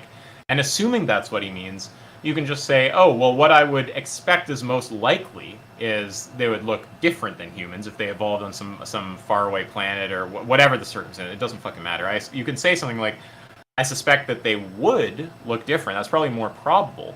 But it's logically possible that they look the same, and that's the hypothetical I'm using. Yeah. The one who said genetics, so wait, can you answer that question or no? Well, Destiny, if you're giving me these answers and then you don't agree with your own answer, I don't know what that has to do with me expecting like somebody to look a certain way based on their genetics. You're the one who gave me this answer of genetic makeup. I don't know why it matters if somebody looks a certain way. You're the one who said genetic makeup. So you gave me this random arbitrary thing called genetic makeup is what makes something morally valuable along with sentience. Okay, well, if you're sentient, you didn't have the genetic makeup of a human being, then I don't know why you'd have a problem with saying, yeah, you should be tortured and killed because you just happen to not have the genetic makeup of a human being. I don't know Yeah, what and again, something with a you're just totally different. you're still just like on the same point and just clearly laying out if you have these two necessary, if these things are jointly necessary and sufficient, and you only have one of them, then that, or you're lacking one of them, that thing doesn't have value. So the being that looks human and has the same kind of mind but has different genes, that's not valuable, right? Like you've just been asking that same thing over and over and over again, and I think that's the right thing to do. Yeah. Genetic makeup would look like Well, or be like to me. you would. It might You be would like in a this banana, hypothetical. like a banana. No, But you would in can't this give me hypothetical. the hypothetical is nonsense though. It doesn't make any sense. No, When he okay, says so now we're nonsense, hypothetical. again, this is where I say we have to be clear about all these terms, because Destiny will just start doing this. We'll just go meaningless, vacuous, circular, nonsense, right? Like, it's like, what do you mean when you say it's nonsense? When it says nonsense, are you saying it's meaningless? Do you mean you don't understand the hypothetical? Are you saying that it has a contradiction? Right? It's important to not like let those words just get thrown out and then they just sit there. Like, I actually would recommend challenging those things, assuming you have a way to challenge them. Like, if he says it's nonsense, it's like, wait, what do you mean when you say it's nonsense? Are you saying it's logically impossible? Are you saying it that there's no meaning? What are you actually saying there? Because if you don't actually do that disambiguation and then show that the thing that he is saying, or like the negative properties predicating of your hypothetical doesn't actually hold, then he just throws out these little bits of slime that just kind of stick as you move along to the next topic, right? So my preference, maybe you just prefer differently, but my preference is whenever they get raised to just say, okay, well, that's the whole topic of the conversation now. I just heard you say the word nonsense. How is it nonsense? And what do you mean by nonsense? And then, assuming I disagree, how is it in fact nonsense? So yeah, I wouldn't let those things just get on the table. Lodging, right? Okay. Wait. What do you? Destiny, you gave. Wait. No. Wait. Destiny, Hold on. You've got like the chart of logical fallacies. No. What do you think it means when I say the hypothetical is nonsense? Can you please explain that to me? What does he mean? So This is actually, it's so weird that this is like backwards mode now. You're trying to explain what he means by a term that's not clear what he means by, right? Yeah. I'm sure you can generate some coherent meaning and maybe he'll sign off on it, but the whole pressure should have been on him here, too. He's the one who just said the hypothetical is nonsense. What the fuck does he mean by that? Yeah. Okay, well, look, you gave me a trait, which was genetics. You didn't mention anything like, okay, what the outcome of those genetics would be. Like, okay, do they look like a person? Do they have two legs? Do they have two arms? Two forward-facing eyes? Do they have a round head? You didn't mention anything like that. You just said genetics. So I'm giving you a hypothetical that tests whether or not you value genetics, and clearly you don't. You're talking about something completely fucking different. You're talking I'm not. about... There is a category of thing called a human. We have a huge, like, understanding of what humans are. Genetically, they tend to be this particular thing, with some variations within if genes. You disagree with any of this. Sorry? I just said, like, as if you disagree with any of this. You agree you know what a human means. It's precisely the commonplace definition that you're using to generate the reductio. Yeah. And now you're asking me to consider something that is essentially a human with a totally different genetic makeup. That would be like me asking you to consider, how would you feel about a conscious experience that's occurring without a brain? Would you value that conscious experience? Do you catch what's happening there? It seems like he keeps making analogies to things that are logically impossible. That one I just heard might have been physically impossible. Or maybe. Well, I was going to say logically impossible on physicalism, and I think he might be a physicalist. But at least arguably logically, like, I'm noticing a theme of he keeps analogizing Richard's hypothetical to situations that either are, or at least are in contention. That either are logically impossible, or it's in contention whether they're logically possible. Like, he just mentioned, would you value a life that's sentient but without a brain? That's logically possible. Something worse. Didn't he say sentient without a mind? No. I think it said brain. Yeah, he said. Brain, yeah. So, like conscious without a brain. Well, it'll be logically impossible on like physicalism with where the idea is like the brain. There's some brain mind identity or so. I'd have to think for a second, but that's going to be logically impossible on like physicalism or you could create a physicalism computer plus... system that's sentient, hypothetically. So No, sorry. I mean, when we talk about a brainless mind, if you're like a physicalist and you just take the mind and the brain to be identical, you're going to think that brainless mind is a logical contradiction. So whether that's contradictory is going to hinge on like if we accept that form of physicalism, basically. So it's like it's not straightforwardly logically impossible, but it's like it's going to be logically impossible if we grant like at what is like a fairly major view in metaphysics. I think what he is doing is he is trying to bring up analogous examples where something might be physically impossible, but that's not like what we're debating. We're debating like logical impossibility. Okay, well, we could analyze the examples. You might be right that he's trying to use ones that where the impossibility is just physical. But like just at the broadest level, my point is just that. So I agree if it's just that he's saying physical impossibility, you're going to have 2 points to make, which is like A, I'm not convinced it's physically impossible, and B, it's not relevant because I'm talking about logical possibility. I agree with everything that you think on that. But I guess my point, just in the broadest strokes, is just I think there's weird analogizing going on where he keeps analogizing your situation. He keeps analogizing your situation to situations that are either logically or physically impossible, or in like contention, whether it's logically or physically impossible to some like reasonably large amount of philosophers, right? So just pointing out that there's some serious disanalogousness going on with the examples he's bringing up. I value sentience. I don't know how I would. So if I were to show you a rock and I were to say this rock, hold on, no, wait. You said yes, so I want to ask you now. So I'm showing you a rock, and let's say that I can say this rock has a conscious experience but no brain. Could you consider if you would respect that rock or not? I think that would be really hard for you to consider. I think you'd be right to say, well, hold on, Destiny. Wait, I don't know what the fuck you mean about conscious experience without a brain. To show you a conscious experience that occurs with a brain seems to defy what a conscious experience is. The same way that for me to show you a human with a totally different genotype doesn't really make much sense either. I can't imagine a human with a totally different set of genetics. No. Okay, Destiny, I value sentience. If a rock has sentience, if a computer system has sentience, I'd value that sentience and want to protect that life. How do you know if something has sentience? Okay. I did make a mistake. Wait, that's just that's just an epistemic question. He's just asking about. I made a mistake here and I let myself get dragged into this, by the way. It's coming up. Yeah, this is one that I actually wanted to comment on but didn't remember yesterday. Yeah. So the idea here, when we start asking, how do you know, what did he say? How do you know animals are sentient? Or what was it he asked?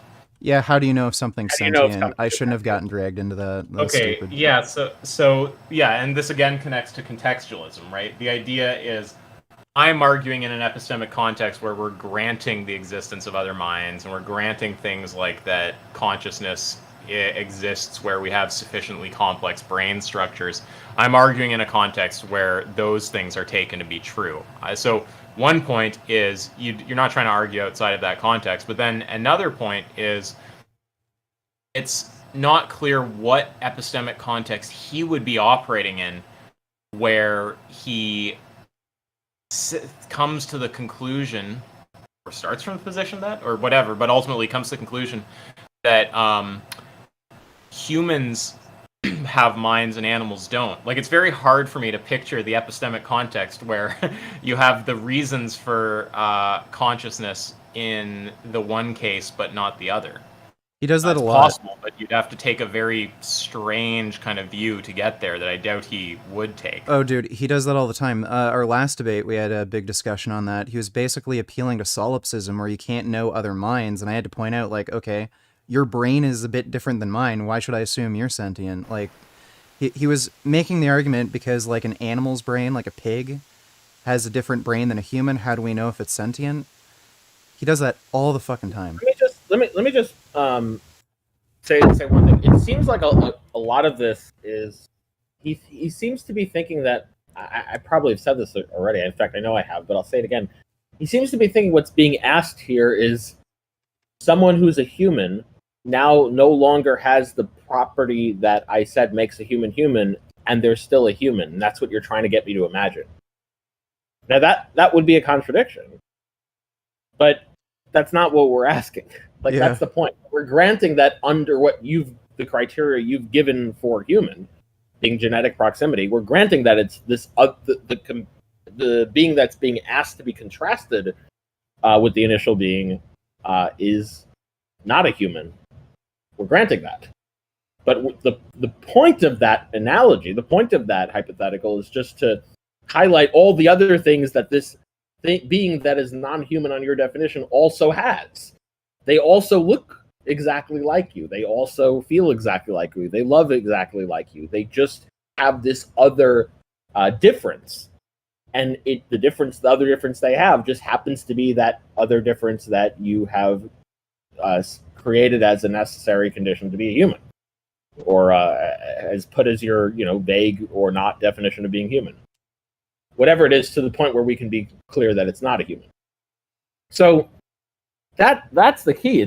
We're not asking about a human non-human. We're not asking, well, what if this human is a non-human or something. We're not asking anything that reduces to that.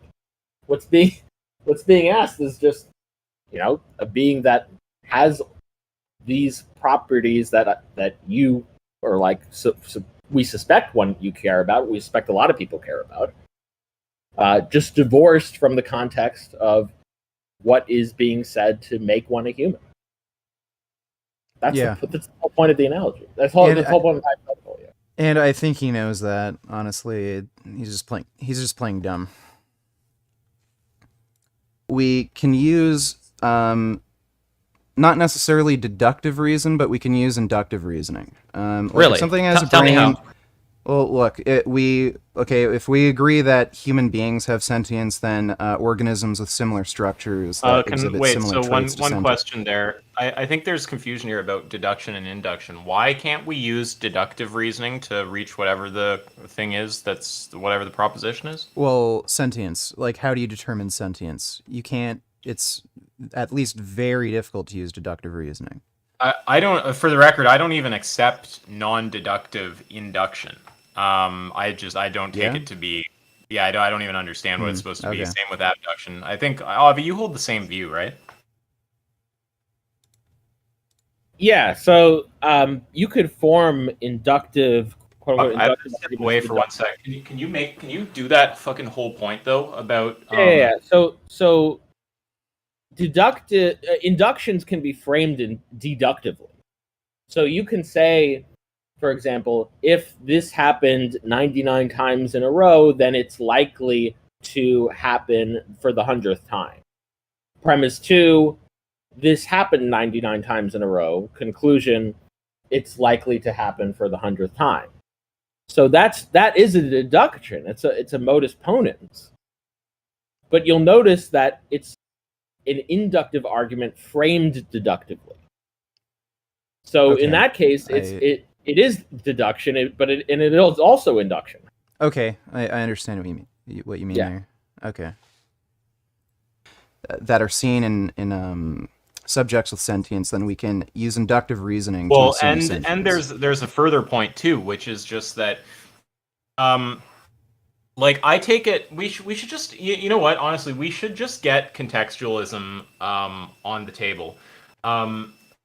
So, because so much of this, like, I guess I'll make the point I'm making, but then I'll explain contextualism so it, like, makes sense. Like, when I say you could get deductively to a conclusion like that, like, I just take all, like, reasoning to be deductive. I'm not saying all human psychological processes that we describe as reasoning are deductive, but, like, I don't understand... How do I make this point best? When we say we're operating... Well, okay, let's just get contextualism on the table. But the point that I'm going to make is just that you might be deducing, using deduction, to move from the propositions in the starting set, which we'll talk about what that is, to some proposition like that other minds exist, right? Now, I don't think a lot about questions like that. I don't have inferences like that in any particular epistemic context, but someone could certainly have an inference like that. So there's no reason to think that they can only use induction to get there. So let's just talk about contextualism for a second. So Richard, have you ever let's just say that I ask you, do you know what you had for breakfast? In fact, did you have breakfast? I had a vegan chicken with chickpeas and like broccoli. Okay, so in colloquial usage, you're gonna want to say that you know what you had for breakfast, yeah? Yeah. Okay. Sorry, just had to do something for a second there. Yeah. So now the idea. Okay, so let's take another situation. So say that we're having a conversation about philosophy, and I ask, "Do you know whether you're a brain in a vat?" What would you say to that? Whether or not I know I'm a brain in a vat? You know whether you know that you're not a brain in a vat, or Oh, that I you don't. are. Either. Yeah. Yeah, I don't know. No. Right. So you want to say that you know what you had for breakfast, but you don't know whether you're a brain in a vat, right? But I that guess that would seems lead weird. to, well, I don't know what I had for breakfast. So I might not have Or had I breakfast. do know that I'm not a brain in a vat, right? It's like Yeah. if you know what you had for breakfast, then you know you're not a brain in a vat. Like you got it right though. Yeah, exactly. And if you don't know whether you're a brain in a vat, you don't know what you had for breakfast, right? It's like they seem incompatible. So contextualism comes in as a response to that kind of consideration. And on contextualism, we're gonna want to say there's actually some kind of error being made here. It's not that we have to select whether we want to say what we know what we had for breakfast, or we need to like. It's not like we have to either give up ever talking about breakfast with any confidence, or take this like really like strong metaphysical stance that we like know we've solved all these like really hard problems and we're confident about it, right? Like it's that seems fucked up. There's a way to have your cake and eat it too here. I'm sure we can talk about knowing what we had for breakfast and we can still preserve skeptical, dialogue and questions and all that stuff. So contextualism comes in as a way to do that, and the contextualist is going to want to say, or contextualism says, that attributions of knowledge or of justification, when we say, I know X, I know I'm not in a brain of that, I don't know whether I'm a brain of that, I'm justified in believing that I know what I had for breakfast. When we talk about knowledge and justification, we need to understand those attributions of knowledge and justification contextually. So there's not actually a univocal sense of justification or knowledge. Let's just use knowledge for now. It's not actually a univocal sense of the term knowledge that's being used. We're actually using it differently. We're in two different epistemic contexts when we're having the philosophical conversation and when we're having the mundane conversation. And when we say, I know what I had for breakfast, what we're actually saying is, in a mundane context, I know what I had for breakfast. When we say, I don't know whether I'm a brain in a vat, we're saying in a skeptical context, I'm unsure whether I'm a brain in a vat. So the idea is we're in different epistemic contexts at different times. We're taking different things for granted at different times. And what is justified is going to be or what you know is going to be a function of what epistemic context you're operating in. Do you with me so far? Yeah. Yeah. So now with contextualism in place, I just have to remember how it connects to the Destiny thing. Can you just replay the last like 10 seconds or something of this? Well, Destiny was just asking, how do we know? Yeah, how do we know if another being is sentient? And I was arguing, well, if we can accept that humans are sentient, obviously beings with other structures are most likely sentient. Or similar structures. But there was one further thing that happened after. Can you just play the last like 30 seconds back or so? Yeah, sure. Use not necessarily deductive reason, but we can use inductive reasoning. Really? If something has a Tell me brain. how. Sorry, Well, I look, remember. It's about the deduction and induction. Yeah, so that stuff. Yeah, okay. So an epistemic context is going to be just made up of some starting set of propositions, right? So like in a really in a mundane conversation, we're going to have in the starting set all sorts of stuff, like that the external world exists, that, the other minds exist, that causation is uniform, maybe the reliability of like our senses or something like this. We're going to have a ton of those things. In a skeptical context, we're not going to have those things.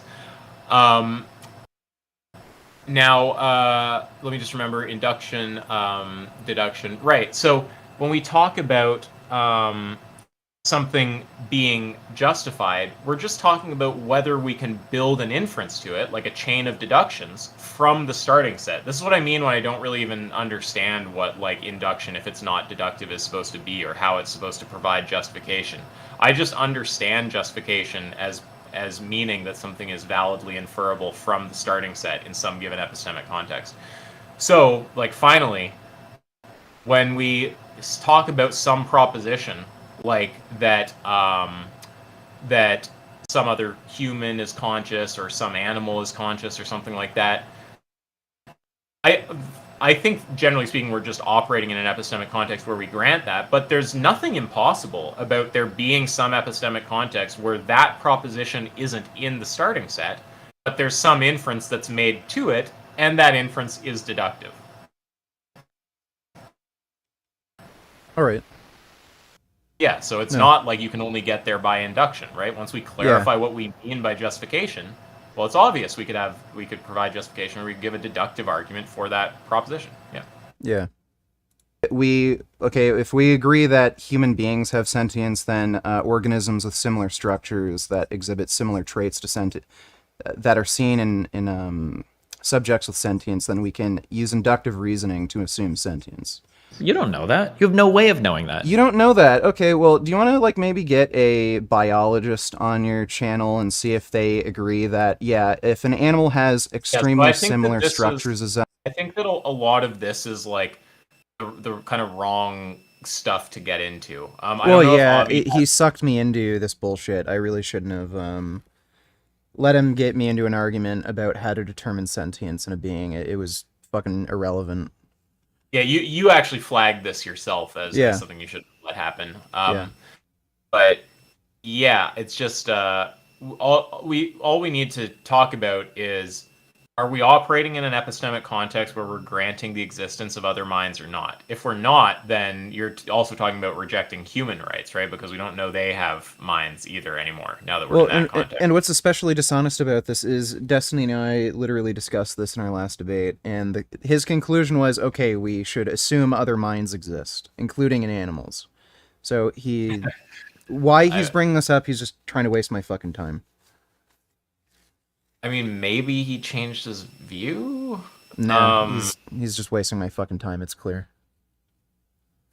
I was gonna say one more thing about his point there. Whatever, I forget. Let's continue. They probably have sentience, given that possibly that might be true, but like a biologist, how to deal with this, right? Yeah, it's like, so I mean, we can just clarify, like, look, what context are we in? Are we in a context where we're granting the existence of other minds or not? If we're not, then I don't want to hear you talking about like human rights based on like humans being human and sentient, because you don't know they're sentient. We're not in an epistemic context where we're granting that, right? If we're in an epistemic context where we are granting that kind of stuff, then we can say it for animals too. And if we're in one where we're granting one and not the other, then we want to understand what is breaking the symmetry there, right? So that's how you can put them in that three trichotomy of possible answers, and that's how I would suggest kind of dealing with that. And you don't have to start getting into arguments for like, okay, I'm without clarifying what epistemic context I'm in, so I don't know how deep I have to go. Are you just going to keep asking me to justify until we talk about believing anything exists at all?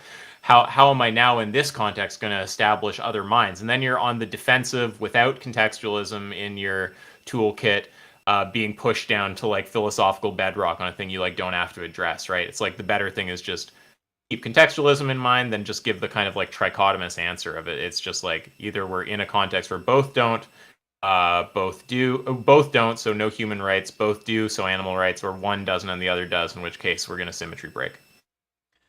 Yeah, and I shouldn't have gotten dragged into this argument in the first place, but it's ridiculous that he's, like, it sounds like he's denying the existence of other minds.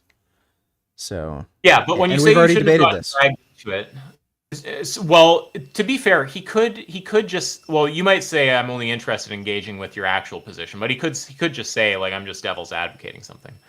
But when you say I shouldn't have gotten into this, what would what did you initially do that led you into this? Because he started it. Yeah. He said. So what happened was he said, "Would you value like a sentient rock?" And then I said, "Yes." He was trying to use that as an example of, a hypothetical that isn't physically possible, but it's Right. logically possible. Sure, if there was a sentient rock, I'd value that sentient life. Then he asked me, how do you determine sentience? Then we got into this irrelevant argument on how to determine sentience. That's how he dragged me into that. Right. And okay, so what would you say to avoid getting into that? What I would have said is, well, it's irrelevant how we determine sentience. If we can agree that other minds exist, then I don't see what the point is. If we're like assuming these hypotheticals where sentience is assumed. Yeah, the way Yeah. you said it at the end is better, because it's not about whether you guys converge on believing other minds exist. It's just about, in the hypothetical, are we granting Sentience is the thing assumed. has a mind? Yeah, exactly. that'd be a better And if way. the answer is yes, then of course I'm going to care about, assuming the sentience is non-trivial. Yeah, you should care about the rock. Obviously, it can like suffer. If the rock can have all of the negative experience of like Auschwitz inside of it, like we should be very careful about what we do with that rock.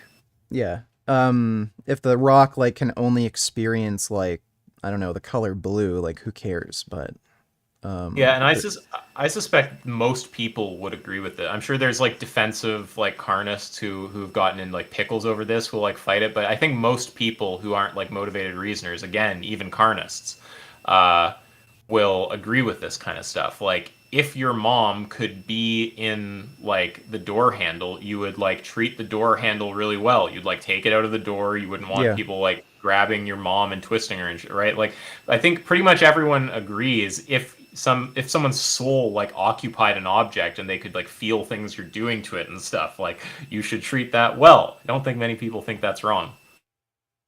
Can't even shoot. First of all, hold on. First of all, a biologist wouldn't be the one to ask you. It'd probably be like a neuroscientist. But even at that, they can't even tell you exactly where consciousness comes from in the human brain. The idea that you could say, well, animals probably exhibit consciousness in the same way. Like, we have no idea how the theories of minds works of animals, right? I don't even know if they can conceptualize things in different times and place. Even though it's not like, I agree with Richard's point, that like it's not what he should have argued here. Is there any stuff you want to say to dispel, or to like, is there any actual commentary you want to give on the stuff the empirical claims he's making about animal minds and stuff here? Well, he's not. I don't think he's making any empirical claims about animal minds. I think what he's bringing up is that there's a problem, in philosophy about just the problem of other minds. What he's trying to point out here is that. Sorry, I know he's making a philosophical point, but didn't he just, in passing while making that point, say a bunch of empirical things there, like in the last like 20 seconds or so? Maybe I wasn't listening carefully. Like humans can. That's why they don't. He said it might be the case that animals experience consciousness in a completely different way. Like, that's what he said. Can you just go back like 20 seconds and play over that? Because obviously, Avi, I agree with I understand the point about other minds and stuff. I thought I heard him throw empirical shit in there. Sure. I was like, and see if they agree that, if an animal has extremely similar structures as us, they probably have sentience, given that possibly, that might be true, but like a biologist can't even shoot. First of all, hold on. First of all, a biologist wouldn't be the one to ask you. It'd probably be like a neuroscientist. But even at that, they can't even tell you exactly where consciousness comes from in the human brain. The idea that you could say, well, animals probably exhibit consciousness in the same way. Like, we have no idea how the theories of minds works of animals. Can you pause that? So like, I mean, I guess it depends how you interpret him. Like, I understand in the broad point, it's a point about philosophy. But when he says no idea where consciousness comes from, I'm picturing people... I was picturing you wanting to say things like, well, we know we can cut, like, this region out of the brain and still have consciousness, or start saying... Sure, yeah. So those things are... Yeah. I mean, we can make certain inferences, again, assuming certain propositions at the outset. But then we could, look at certain hypotheses about what would be necessary or in a given mind or given brain for consciousness, and then we can ask questions about what different hypotheses would expect if certain areas of the mind were lesioned, and then we can, we can make some inferences there, but. So I mean, those things. There are some. I do think there are some questions that neuroscientists have to say about, and not meaningless. Like they will provide, I think, meaningful information to us about how the human brain works, and also for us to be able to make inferences about where in the human brain consciousness is coming from, or and sorry to butt in, but consequently, because this is why it's important for like vegans listening, why I want to address it, even though it's a little off point. Consequently, presumably, points can be made about where and to what degree we can expect consciousness in animals. Again, within a frame where you've granted other minds, and you grant that that is what you're investigating when you're doing this kind of research. Presumably the kind of structural things we're understanding in the human context, we can map a lot of those over into animal contexts and make assumptions about the kinds of experiences that they're having, like whether they're feeling pain or, this is the kind of thing I was talking about. Yeah, I mean, of course, like with all of that, even with all of that, there's still going to be a problem of other minds. We're just granting. So I don't. It depends on what he means when he says they can't tell you where consciousness comes from. Like it depends on what level he's talking about. Yeah. Yeah, if we're talking about the problem of other minds, yes, of course. But yeah, I guess I just wanted to flag that kind of empirical stuff of like, if we're not doing a other minds thing, we're granting other minds, and we're doing kinds of experience that things are having, and who knows if animals are having valuable experiences kind of thing. Well, there are things we can tell you about the kind of experience we think that animals are having, again, in a context where we've assumed other minds, based on, I don't know, like functional and structural similarities to human minds or brains. Assume you don't, right? I don't even know if they can think conceptualize things in different times and Doctor Man. Sorry? No, I don't disagree with any of that. Okay. place like humans can. That's why they don't have language that's structured the way that we do. That's why language is incredibly unique to humans. So the idea that you're going to tell me so simply, they're like, well, the brains are relatively comparable, therefore they have a conscious experience like ours that's capable of experiencing well-being like us. That's capable. By the way, yeah, this is a straw man. I even mentioned it. I didn't say it's necessarily like ours. And we aren't in a other minds doubting context. He just said conscious experience like us, actually. So I don't even, now I'm not even sure if he's making the philosophical point. But I agree he was at one point. So it might have shifted around a bit there. Yeah. Capable of experiencing. So that's a straw man. So okay, sorry, you were slippery sloping me, so I had to straw man you to avoid the fellation. I don't know what the fuck he meant by slippery sloping. Yeah. So this right here, this thing is cringe. So. What he's doing is he's pointing out, he's making fun of you for using the straw man term as part of making fun of people who name logical fallacies by name. So he's saying that, so basically he said, oh, you said that was a straw man, and so he's saying, oh, I'm sorry, you were slippery sloping me, so I had to straw man you. Like he's basically saying, oh, look at you, you're being a logic bro. You're being like... He says people are straw manning him. Like, what the fuck is he talking about? It's so insane, doesn't it? Sorry, Avi, what are you going to say? Yeah, I mean, the point here is just that there's nothing to be made fun of about if you really did strawman someone, that they're telling you, hey, I'm sorry, you're strawmanning me right now. Hold on, let me just correct what I was saying. Like. And using the term strawman instead of saying, hey, you are misrepresenting me, I don't think that's a big deal, as long as the point is gotten across. Like, hey, what is a big deal is if, like, someone, acts like, Primal Edge Health and, like, Tristan and tried to be, oh, you strawman me, therefore you have lost this debate, Destiny, you have been owned. Like, that type of behavior is objectionable. But just saying that, hey, you're strawmanning me right now. Just saying that, in a context where if that's actually happening, like, or if someone is reasonably thinking that's happening, like, that's not something I would make fun of by saying, "Oh, look at you, you're using a logical fallacy word." It also it seems sorry. Yeah, I mean, go ahead. I mean, that's really what I had to say. Well, it also seems like the term like fair weather friends. No, I don't know if that's a weird I've never term, heard of that.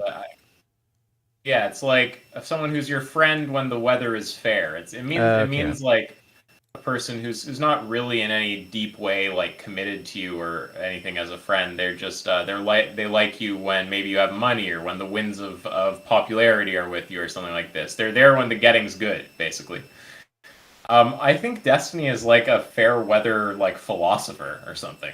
Yeah. Like he'll like employ these very concepts and sometimes legitimately and to good effect, right? But when he's legitimately running afoul of some of them, suddenly there's something to be complained about. I just find that hypocritical. The fair weather philosophy enjoyer. Appeal Okay, to so authority is my of the biologist. hypothetical logically possible? Not necessarily That practically is possible, the right but thing logical. to ask. Can you pause that? That 100% is the right thing to ask, right? Because I mean, it's hard to remember because we've cut in and gone off on so many topics to talk about different things. So the flow of the conversation is probably a bit lost in the mind of the viewer. But like the last few minutes have just been him trying in various ways to not answer this kind of hypothetical that you're asking him, calling it vacuous or meaningless or saying it can't happen or blah blah blah blah blah. And the whole way to shut that down, again, originally I said the modal 3-step, but even if you just want to not do step 1, assume that it's logical possibility and just kind of hold him to that. So like a slightly inelegant modal 3-step, but still the same kind of thing. Yeah, like that is absolutely the right thing to do. Because if he can't show that, he should just be answering the hypothetical. There's no need to get in all these games about talking about different properties of the hypothetical or going off on these like unrelated philosophical tangents. It's just if it's logically possible, just answer the situation. Possible.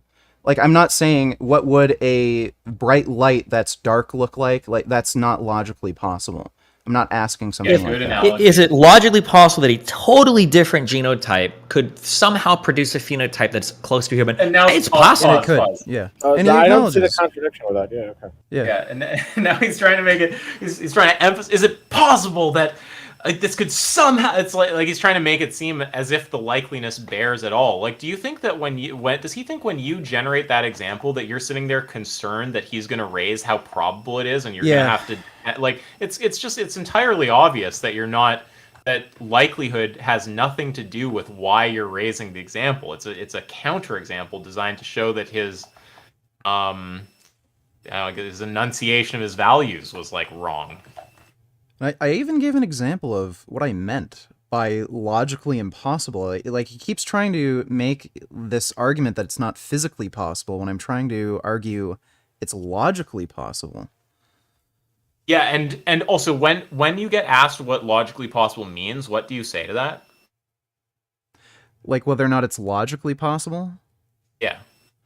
Well, what I mean is whether or not it leads to a contradiction. If it doesn't lead to a contradiction, then it's logically possible.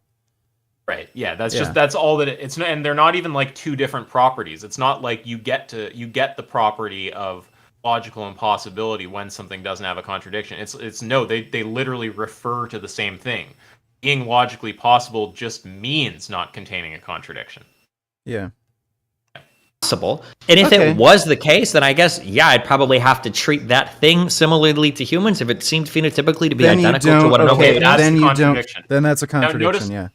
Notice how we all can track on this and converge exactly what's happening, because it's like there's a reason we can all share that perspective and understand what's going on. There's a clear pattern here. But yeah, that was very well done, right? So like you just stayed on the point until just asking for an answer to the hypothetical, dealing with all the various ways in which you tried to not answer it until you finally got an answer. And now that you have an answer, again, he's going to object every step of the way, but it's just very obvious what you're going to do. Now you have the answer. The answer contradicts the statement that led to the hypothetical being generated in the first place. So you're going to point out the contradiction, that it's not the case that something has to be human and sentient to be valuable, and ask him to reformulate his values, right? But yeah, he's going to get triggered by that whole thing. It's very well done, though. I think you're like pretty like dead on here. Like you clean up the modal stuff a little bit, but yeah, it's really good. Yeah. Care about genetics. All right. So your definition of human would Okay, lead on to to the a next part of the contradiction. dialogue tree. Okay, so now do we do traits, and then do you want to do name the trait, and then you want to try to find a trait that And now all right, animals I can think Huh? now he's just mad. I just think he Yeah. knows that you got him, and now he's all triggered. And also, the goal isn't to get him, right? Like he could just own the view and just say he accepts holocausting the disabled or whatever it is he's going to bite the bullet on, and just be done with it, right? It's like he's just getting mad because he doesn't want to say these things or something. Like I don't fucking know. You know what I mean? Yeah. He's just getting triggered, and he's trying to act like I'm being a jackass for using the name the trait dialogue tree and shit. It's Like it's childish. he's so upset with how you're approaching the conversation, but it's Debate, like bro. you're not forcing him to be here, right? It's like this is what you genuinely think about this topic, and this is you engaging honestly. Are there specific things that you want to understand from someone when you have a conversation with them about this? Yeah, you've put a lot of time into thinking about it. You know the core kind of questions you need to ask to assess someone's view, and you know how to lead them there, right? The fact that you know how to do that and have built some skill at doing it, it doesn't mean at all that you're being an asshole, and there's like absolutely nothing wrong with that. So yeah, I don't think you should be all like triggered and painting you like you're a jerk for that. pass, where but all this is humans going. can't pass. It's weird. Well, yeah, because Yeah, I've done I've used seen to how the this. vegan discords work a million times because you can't engage with anything funny. outside of Now, the very narrow dialogue. It's the vegan discords, by which he means my Discord, right? Yeah. And in fact, when he responded to this video or talked about this, I was sent a clip of this. He's talking about me more than he's talking about you. I don't know why it's always about me. But like, yeah, it's very. I almost like. It's almost like I think like I don't mean to. Well, it is. I am gonna say something a bit dickish, but it's not. I'm not trying to be too much of an asshole. It almost seems like he's a bit like obsessed, and I don't want to say like obsessed in the sense that he thinks about me every day. I don't think he does that. I don't think he sits around thinking about Ask Yourself, but it's like in the context of like technical philosophy stuff or like people using logic in arguments or like veganism. It's like he always his mind like gravitates like obsessively to me and he starts like ranting about me and stuff. It's like, dude, you debated Richard. I wasn't even in the debate. Why is it about me? Why is it about my Discord? Like, come on. And the shit he says is not even accurate and yeah, okay, anyway, whatever, sorry. It's just weirds me out. I don't get it. It's like always going on about me, always complaining about me, completely unwilling to actually engage and show me what it is that's so objectionable about like my views or how I operate or what. I don't fucking get it. It's Like it's funny how you know how this works, but you're still bad at it. if you think I'm the one that's bad at it, okay. Who do you think sounds more reasonable in this debate? Like you're the one giving me traits that you value, and then I literally prove My that you do rule not of value thumb these is that traits. anytime somebody starts to pull out like this is the X fallacy, this is the Y fallacy, they instantly sound more unthemed than the other person. You've done it like 4 times. Right, To me, so. I'm the one. That's my unhinged, but opinion. you're the one who wants to Holocaust Wait, beings. so that- just pause. Wait. There's a couple claims that now this is an empirical claim that is wrong. You said you've done it 4 times now. You've done it once, and you didn't actually even say it was a fallacy. You just said you're straw manning me. Yeah. That was the you did so, which is not even a formal. Which is so you pointed out an informal fallacy, without even saying it was a fallacy. You just said, "Hey, you're straw manning me," and in the context in which you said it, it doesn't look like you were trying to say, "Oh, gotcha," using this fallacy. Like you're just saying it. Like, hey, you're misrepresenting my view, and saying you're straw manning me as a way of saying you're misrepresenting my view in that context, in that way. That's fine, whatever. You did that once. So at that, I think that was a fine thing to say. Yeah. But the frequency was not 4 times. Anyway. And That again, just don't the, fit the, your the weird fair narrow definition weather, of human with genetics, Yo, can which you pause for a second? we've already proven you don't even believe in yourself. Yo, Okay. Richard. Okay, so that's Can you pause it for a second? Also, the fair weather philosophy stuff there. He's like complaining at you for using for referring to a fallacy, the straw man or slippery slope or whatever you said. Straw man there, yeah, straw man. But the thing is, like, it's what did he say? That you look unhinged when you use terms like that. Well, except when he suddenly finds himself wanting to use one of those terms and he goes, oh, like I'm going to use a logic word or whatever. Like I've heard him say things like that, right? And it's like you can tell that he sees the utility in those terms when he says stuff like that, right? So I don't know why it has to be, especially when you say it so calmly, why that's somehow like unhinged. Like he knows those terms are useful, and you're using it not to do any slime or rhetoric. You'd be happy, obviously, to explain what you think the misrepresentation was if asked. So complaining about that just strikes me as ridiculous. Let me ask you this. Ask me first. Yeah, go for it. Okay.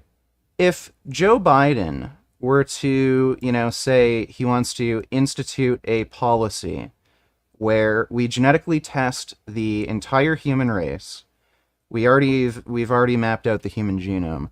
If somebody doesn't fit that genome, just some random person, it's okay to execute them or torture them, treat them the way we treat animals. Would you be in favor of that, or would you be like agnostic? Like, I'm not sure if I support that policy, but this is an interesting kind of discussion on, what makes a human and what makes moral value. What position would you hold? So the assumption here is that if we were to do gene testing of everybody, there are going to be some people that don't have human genomes. Is that the assumption here? Yeah. Let's say that could happen. Would you be in favor of holocausting those people that don't fit a human genome?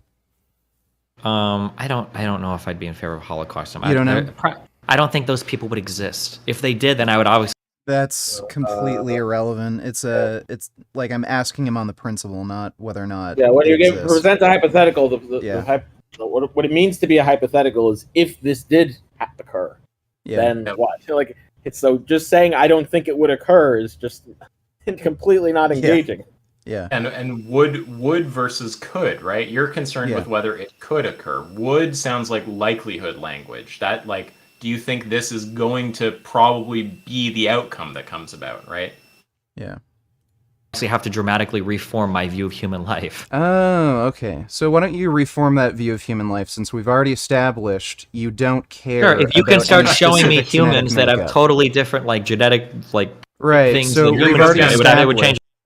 Always this weird thing when we get into possibility talk where Destiny starts insisting on examples. It's like not really clear why he would think that you would need to give examples like that. Like I don't. It's a hypothetical, and we've already reduced the hypothetical down to where it leads to a contradiction. So clearly he has to reshape his definition of a human so that it doesn't lead to a contradiction. Or bite the bullet. Or bite the bullet.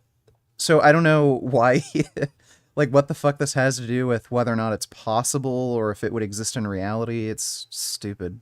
Guys, you're not mentioning the best option. Instead of biting the bullet or having a contradiction, you could just go vegan. You could reconcile the difference by just not doing any of this crazy shit. Yeah. Well, that's not gonna fucking happen. Okay, then we've clearly established that you don't even believe in the principles that you're espousing, so you don't care about genetic makeup. So why don't you tell us what you actually care about? Okay, can you tell me why we should care about the suffering of non-humans? Suffering of non-humans? Well, because can you pause here? I don't like what you're doing right here, actually. I'm not saying you're saying anything false necessarily, but why are you... He's asking, can you... Like, he just totally flipped you into defense when you were winning there, and you just totally fell into it. Yeah, it's like... What did he ask you again? It's like... why should we care about the suffering of non-humans? Yeah, now you don't even have to say that I think you have reason to. You're just doing an internal critique. You don't have to defend any of this, right? This is irrelevant. Yeah, I shouldn't have done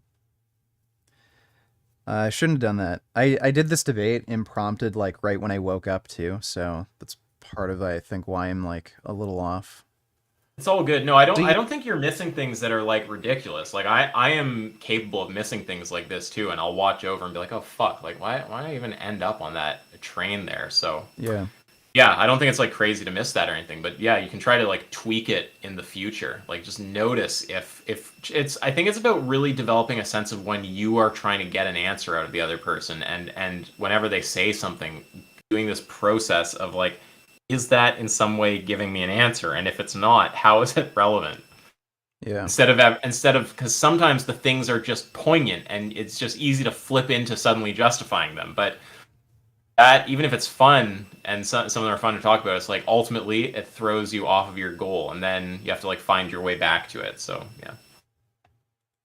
It's just a logical extension of human rights. If you value humans, I don't see No. a look. Tell me look, why we should care about the suffering I'm of literally sentient things. explaining this to you. It's You due said to it was a logical extension, and you're letting that it's do all the due to work. logical consistency. So look, I value sentient life. Humans are sentient. Yeah, so they can I see experience what pain and he's saying there. Also, there's a bit of confusion. He's saying, tell me why I should value any sentient thing, and you're saying, here's why we should value. Now, there's over talking, so I don't think you necessarily did anything wrong here, but he's asking why should we value any sentient thing, and you're describing why if we start from valuing humans, we can get to valuing animals. So Yeah. there's a miscommunication happening there. Suffering well, and I mean, like, we're going through the name the trait dialogue tree. You should know what the fucking answer is. Like, again, this is just bullshit to waste my time. Well, and you don't have to be able to like there's some point where you can just say like, look, I value like well-being, and if someone asks you like, well, why do you value well-being? You don't have like it's going to become I don't want to get into this whole thing about talking about causal explanations versus when we like make these like moral inferences. Like when someone asks, well, actually we need to. So like when someone asks you why you value well-being, they could kind of be asking like two different things, right? They could be asking you to give like this kind of normative sort of inference where you start from some deeper normative principle and then argue to it. Like it's easier if we start higher than well-being because that's a base value for a lot of people. If someone says, why do you value giving to charity? Or why is that good? Why do you value that? Why should we care about that? One thing they could be doing two different things. The one thing they could be doing is asking you to give an argument where you start from some other moral proposition and deduce that this is good. So you say something like, well, maximizing well-being is good. Donating to charity maximizes well-being. So it's good to donate to charity, right? They could be asking you to do that, or they could be asking you for a causal explanation. Where you explain just why you have the values you have, which is going to be some weird, like some combination of like history and like evolution and, environment. So on the first sense, where they're asking you to give an inference from some other normative proposition, you're going to only get so deep. Like, I mean, once you start hitting things like well-being, you're probably not going to be able to talk about deeper values than that. You're just going to say, I don't know how to articulate a deeper principle. I just seem generally concerned with well-being.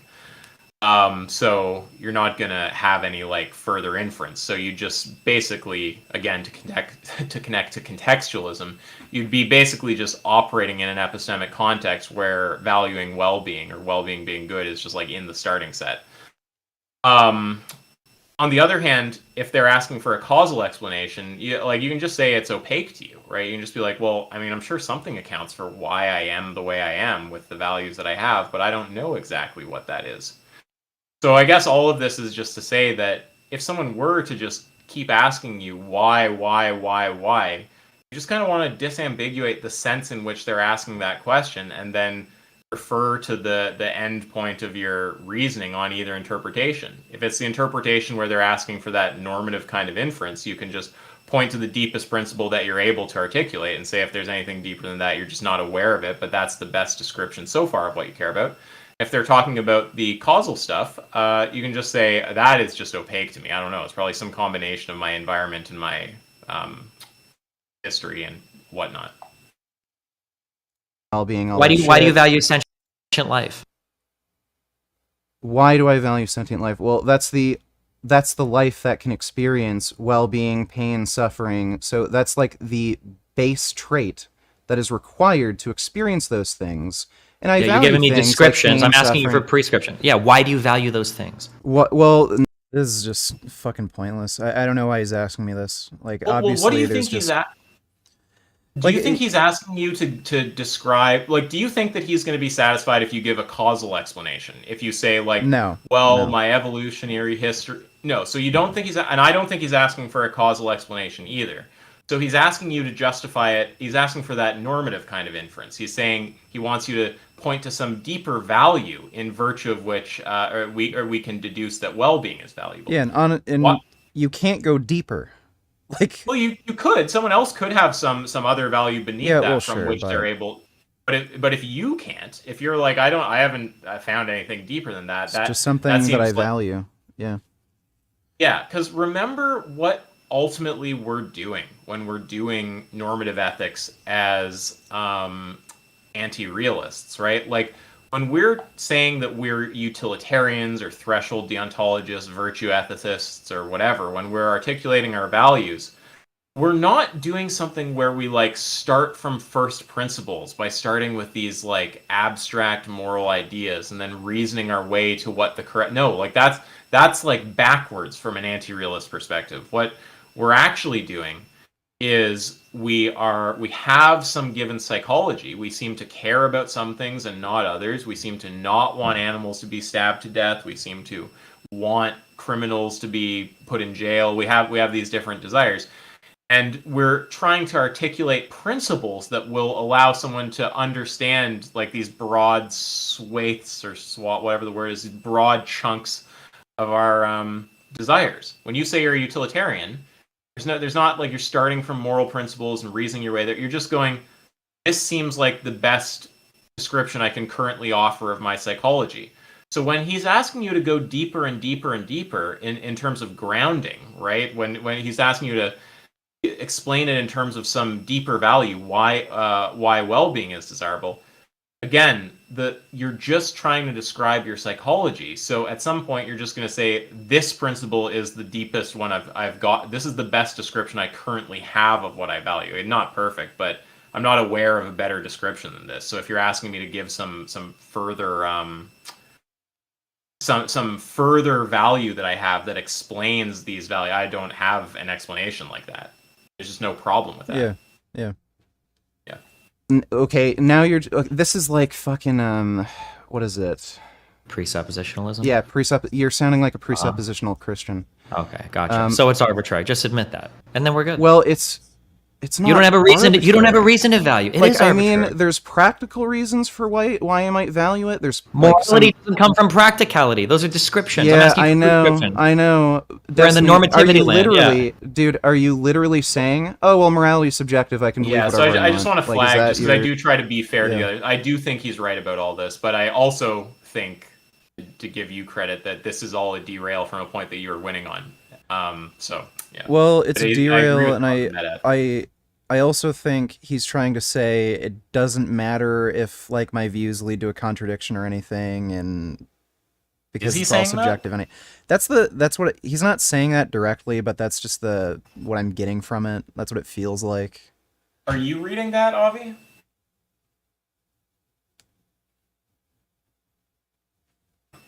What happened to Avi? Sorry, can you repeat what you think he's doing?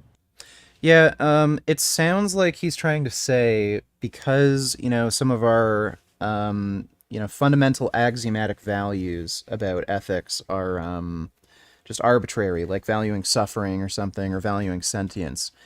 He's basically saying, because that's all arbitrary and subjective, it doesn't really matter if his ethical beliefs lead to a contradiction, or... No, I don't think that's you're not getting that? No? No. Okay. No, I don't think that's what he's saying. I think what he's saying is that you were the one who invoked the arbitrarity term, and I think he's trying to just do. I think what happened there, whether he tried to do it or not, is he was right about one point in the debate, and he was losing at one point in the debate, and he successfully shifted the debate back to a point where he was right about.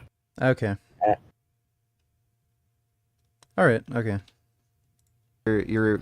No, but I'm saying that foundationally, we can pick and choose different axioms. Yours happens to be the valuing of all sentient life. Mine happens to be the valuing of human sentient life. I don't think there's a huge difference. You can't even define human. Well, you can define human, but then and you can't give me a good definition of sentience other than saying, well, these brains are kind of like these other brains, so the fuck? I can give him a definition of sentience. I don't know what the fuck he's talking about there. He didn't ask for a definition of sentience. The only thing he asked me about is how do you know that if a being is sentient? Yeah. So, which is a different question. Yeah, that's true. Maybe they have sentience. You don't Destiny, know the that. definition of sentience is the ability to have a subjective experience. I'm not having an issue with defining sentience. Insects have a form of subjective experience, Yeah, but they probably yeah, don't yeah. have all the. Are you against killing insects? Is that the same thing as killing an Yes, animal? I'm against killing insects. They're sentient. I'm not Here gonna comes the say Avi it's okay to commentary. just Yeah, stomp on it. this is granting we're granting way too much here. Well, sure. I didn't want to get into a big whole thing because my actual position is probably a lot of insects are sentient, but probably as well a lot of insects aren't. And So- this other thing is like, are you against killing insects? Well, that just depends on the situation. Yeah, it depends on whether or not they're sentient and whether or not it would reduce rights violations, like shit like that. But I didn't want to get into a whole thing. I thought the assumption was insects are sentient, so I just carried on from that. B. Why would If I it- have that position? I don't know why I assumed that. That was my mistake. Is there I'm so anything that sorry. Avi wants to convey about insect sentience to like the audience, or are you good? Yeah, I just want to convey that I see. I don't know. Look, I'm just agnostic on insect sentience. I don't think there's any consensus on the matter about whether insects, broadly speaking, are sentient. And if they are, furthermore, if insects are sentient, I'm not convinced that the degree of sentience that an insect would have, the type of experience that they have, would be non-trivial. So there's two points here. It's like number one is I don't know if they're sentient or not, but even if they were sentient, I have serious doubts about whether I would care very much about the degree of sentience that they would have. Like they may not be able to experience meaningful experiences like well-being. To any meaningful degree. Yeah, right. And don't you have other layers too of like about carnivory among insects? Yeah, that's the yeah. other. Yeah, well, That's that's the another rights thing. violation that Richard mentioned.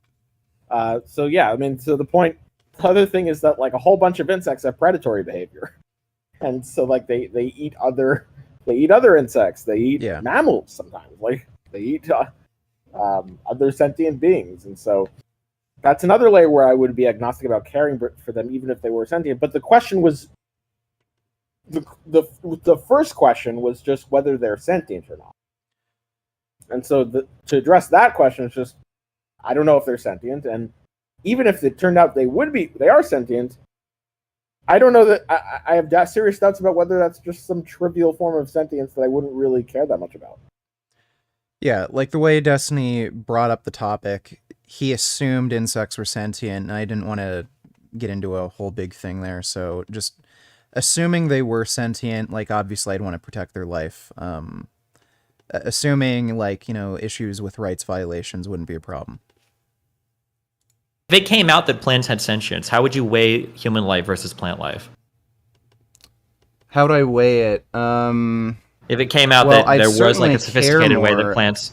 Yeah, so I'd certainly care more about human life. If we're talking about like if it happened that plants are sentient, I would imagine their level of sentience would be incredibly low. Like, I mean, they'd probably only be able to experience something like light and dark.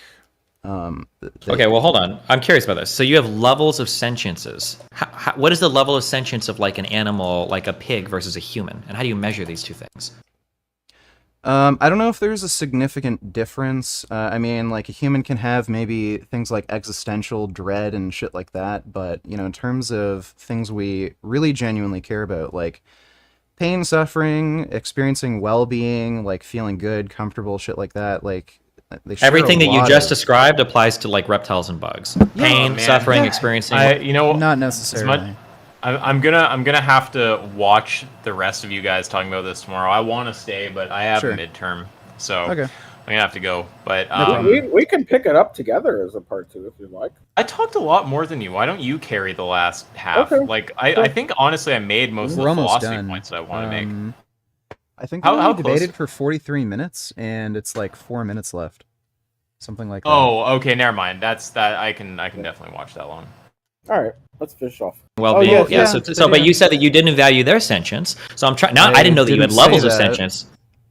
Well, there's certainly. Or I'm sorry. You levels said of you said sentience. you didn't expect. I'm sorry. I misspoke here. Pain, suffering, and all of this to some extent is experienced by plants, right? They seek out better environments. Leaves will kind of move. I don't know why you'd assume that. That's fucking stupid. I think Yeah, it's the plants feel pain. Though. I think he's Bullshit. using pain in a different sense, but we'll see. Or trees will grow in It's like different ways when based where the Christians sun talk about shines. Analogical predication. So you not- said there's like levels. Sorry, were you finished? No, I'm just fucking around. Christians just will do this stuff where when they say God has knowledge or God has beliefs, he doesn't have beliefs in the same sense as us, where they're predicating some kind. It's analogical predication. They're predicating some kind of an analogical belief thing to him. So I was just making a joke about maybe plants have we can analogically predicate pain of. I don't fucking know. Oh, I kind of I'm just okay. I gotcha. Of sentience here. Sure. I'm curious how you differentiate between these levels of sentientness. How do I differentiate? Like, Yeah. So like you said that bugs are on a lower level, animals are on a higher level, humans are on a higher level. Like how do you differentiate between these levels? So an insect isn't going to have all of the subjective experiences that a human could experience. When you say subjective experiences, what do you mean by that? Well, can an insect experience love? Can an insect experience existential, like, dread? I have no idea. I don't know. Probably not. Can So, pigs? Little like spiders experiencing existential dread. It's funny to think Yeah. of. I think this is clear what I'm saying and easy to understand. Like, obviously, if you have less of an ability to experience, like, subjective experiences, the subjective experiences you can experience are really narrow versus a being like a human, which it's really wide. Obviously, like, that's what I'm talking about when I'm saying levels of sentience. Like, am I not being clear? No, you're being. I think Yeah. you're perfectly clear. Yeah.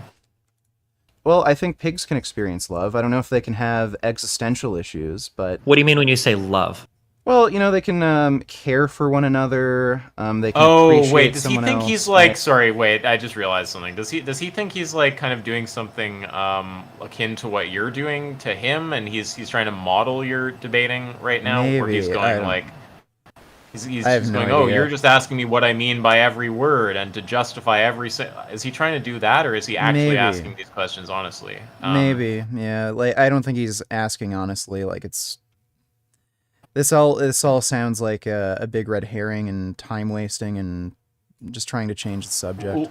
When I said honestly, I didn't even mean it in a negative way. I just meant in terms of is he actually expressing something he believes right here, or is he just devil's at? But yeah, okay, sorry. Yeah, let's continue. I think they do on some level have an ability to experience love. Maybe not the same romantic love that a human being can have, but I think on some level they can probably experience love. Okay, I mean there are bugs that take care of Anyway. their children. I'm pretty sure even spiders do, right? Well, Like, sure. I am sure maybe to some extent, maybe they can experience those emotions as well, just probably not to the same extent that a being that has higher functioning ability can. Anyway, like, we're getting a little off track. Like, you clearly don't, like, agree with the statement you made that, Just to be humans clear, are the determined getting by off track- genetics. Yeah, so to be clear, the getting off track here was you're trying to hardcore get me to rigidly define every single like ontological part of a human, and it's good. Okay, yeah. Yeah, he was that doing is that. what Yeah, he's so doing. that's Yeah. yeah. That was stupid. It's going to be very difficult for me to do that. But when I'm asking you questions about like, Well, oh, yeah, will you it believe in just, sentience? it just How do you- shows that he doesn't really understand like what you're doing. You're not expecting any of that from him. Yeah. You're expecting clarity for purpose, like we talked about earlier. That's an important concept. Yeah, just for the purpose of making a distinction between a human being and another being. That's it. Yeah, and like you're not asking him ridiculous questions, right? You just want to like when you ask him what he means by human. I mean, I know why you're asking that. It's because it's just carnists are notoriously weaselly about it. So it's a common vegan move for anyone in the debate space to, when human is named as the trait, to just before even going down any reductio, just ask what they mean, because people always say they mean fucking weird shit. I'm assuming that's your thought process, right? Yeah. How do you prove that? Yeah. So, Oh, you think there's different levels? You want to continue, or say anything there's something I was gonna say about that. Oh yeah, you're not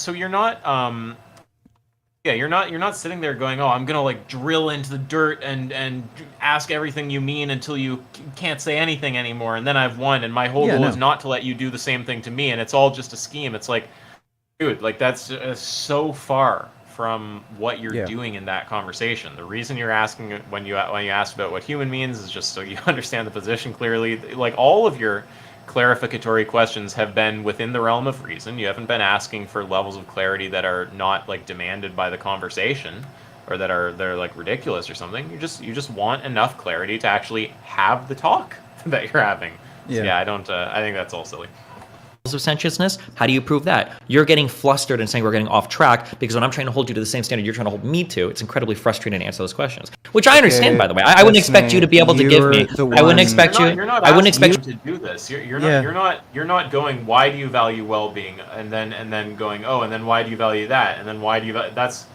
Or I've actually forgotten the pattern he's in right now. He's the one things being he's doing jackass. are not what you're. Yeah. Yeah, and even if that someone could just be philosophically confused in doing that and not even be intending to be an asshole, but I don't even think you're doing that. Like, I just don't think this is what you're doing. I don't think you're trying to drive him into the dirt by asking for arguments for everything and definitions for every term. I think you're asking a reasonable amount of clarifying questions, and they aren't ridiculous questions, and it's very obvious how they all connect to the discussion and are just for understanding what he's saying so you can participate well. So yeah, I think it just shows that he just has a very warped picture of what you're actually doing in this conversation. Yeah. You to be able to tell me precisely why things are different. Sentience. I said I value. Well, technically, I said human consciousness. Sentience is usually the vegan word, but I'm assuming we're using sentientiousness. Okay. Sentience and consciousness is like mutually equal words here, but. Right, so sentience, consciousness, you can use those words interchangeably, but you're the one who told me you fucking value sentience, so why the hell are you arguing with me on what is sentience? I was asking you because I didn't know that you had had actually, wait, what the fuck? That didn't occur to me, but that's actually true, isn't it? He invoked sentience, so why are we... Wait, is he now asking you what you mean by sentience? Yeah, he was asking me all these... Right now? He was asking me, how do you determine sentience? Yeah. Like, No, but he doesn't believe it. But he does know what he means when he says it. I forgot he's doing the devil's advocate thing because he's like misunderstanding what your strategy is and he's trying to mirror it or something. For a second, that was really weird though, because I was like, wait, yeah, he does know what it means, but no, he's doing devil's advocate. He's like trying to mirror your view at you, or your strategy at you. Different levels of it. I was just curious how you measured all these things. Well, there's clearly different levels of sentience. I mean, do you think somebody who's born without, like, a fucking brain and only has a brain stem, like, they're going to have the same level of sentience as a person with, like, a full brain? I don't know if somebody with only a brain stem even has a conscious experience. I don't know if I consider that. I don't know that either. Like, just the brain stem. Just the brain stem. I changed the hypothetical. Yeah. I mentioned, like, hydranencephaly and shit. Yeah, I don't think he knows, by the way. I don't think he knows that hydranencephaly means more than just the brainstem. I think he's confused. From what I've heard him talk about before, he might be confusing hydranencephaly with either hydrocephaly or anencephaly. Yeah, maybe. But you don't think... I explained it to him, though. Like, there is still some brain. So... Well, you don't think someone like Primal Edge Health is like a counterexample to the idea that you can't survive without a brainstem? Yeah, maybe. It's a medical marvel. Yeah. Yeah, well, I mean, I think there's something called hydranencephaly where they're born with either a huge chunk of their brain missing or a little bit of their brain. They exhibit sentience. So they can recognize I don't think faces, that's true. Shit like they can recognize none of that faces. has to do with sentientiousness. None of that has to do with consciousness at all. Well, they can recognize faces. They can respond to their name, shit like that. certainly you're a strong talking about indication of sentience. They can experience nociception, so they can clearly experience things like pain. So Yeah, so pain is not like that's not a huge, like, bacteria will move to avoid negative stimuli. That's all pain is, right? Pain is not some like no. Pain is a subjective experience. It's not just a reaction to stimuli, so he's totally wrong there. I don't think he understands. So I'm not convinced that he understands what the condition of hydranencephaly was in the discussion we had with him. I think that's important actually for purposes of abortion debates, because a point that is raised quite often is that the cerebral cortex is required for sex. And hydranencephalic children are, on my view, a counterexample to this. And the reason it is because I think the criteria that people have for inferring other minds, hydranencephalic children would meet that bar, even though they don't have a cortex. And that's the point to make. But anyway, I'd be happy to have that conversation. But yeah, okay, let's continue. existential, dramatically complicated experience inside a brain. Pain is a subjective experience. It can be biologically defined. It requires nociception. It requires nociception. Pain is incredibly complicated. The idea that there's like a strict biological definition for it is not... I'm sorry that this upsets you. Dude, I've done way too much research in medicine and fucking all this other shit for you to say something as stupid as like, well, pain is incredibly simple to understand. That's not true. Pain is incredibly complicated. I'm stupid here. I'm the one being stupid. I didn't say you're being stupid. I'm just saying that you're... I don't know if I'd be in favor of murdering someone who just happens to have different genes than me. Okay. Yeah, that's exactly what I said. Different gene. As long as I don't have the white skin and the blue hair, or the blue eyes and the brown hair, those are the genes that I care about. Like Nick Fuentes, right? Yeah. Mm-hmm. Anyway, like, again, I'm just wondering, he's mocking that kind of view, but his view is really no better. And I think that most carnists would reject this, even if they think they have some other line of argument for carnism or reason to be carnist. Like, I mean, you're like he's making you legitimately show that his view is fucking insane. Yeah. Right? Like, it's crazy. And then, wow, I just completely lost my train of thought. Well, the reasoning behind Nick Fuentes wanting to Holocaust everybody who doesn't have blonde hair, blue eyes is literally the same as him saying just genetics. So yeah. I know I'm getting tired when I just start fully blanking halfway through sentences. But yeah, no, exactly. It's like, you show that that's his view, and then he makes a joke back at you, like, oh yeah, I care about the like white gene, or whatever exactly he said, right? But it's like it's like as if he's trying to play into what you're saying a little bit to like suggest that you're attributing something ridiculous of him that he doesn't actually believe. And I think you're not. I think that you actually don't think that he believes what he's saying, and the whole point of the reductio is to show that there's no way he actually holds this view. Yeah. Like, that's the funniest thing is when people get triggered about, you're saying I would support killing disabled, I would never support that. It's like, no, like, the whole point is you wouldn't support it, right? But you're committed to it by things you've said, so there's got to be something wrong with what you said, because you're not that kind of person.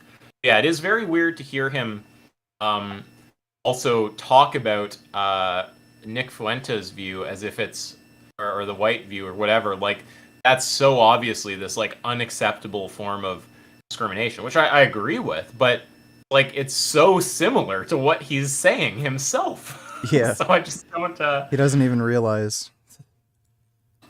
I think... I can't even speculate. It is very fucking similar, though, so it's just a weird thing to do. We're talking about, you valuing sentient human life. Okay, well, we've gone over the genetic aspect. You do not give two fucks what someone's genetic makeup is.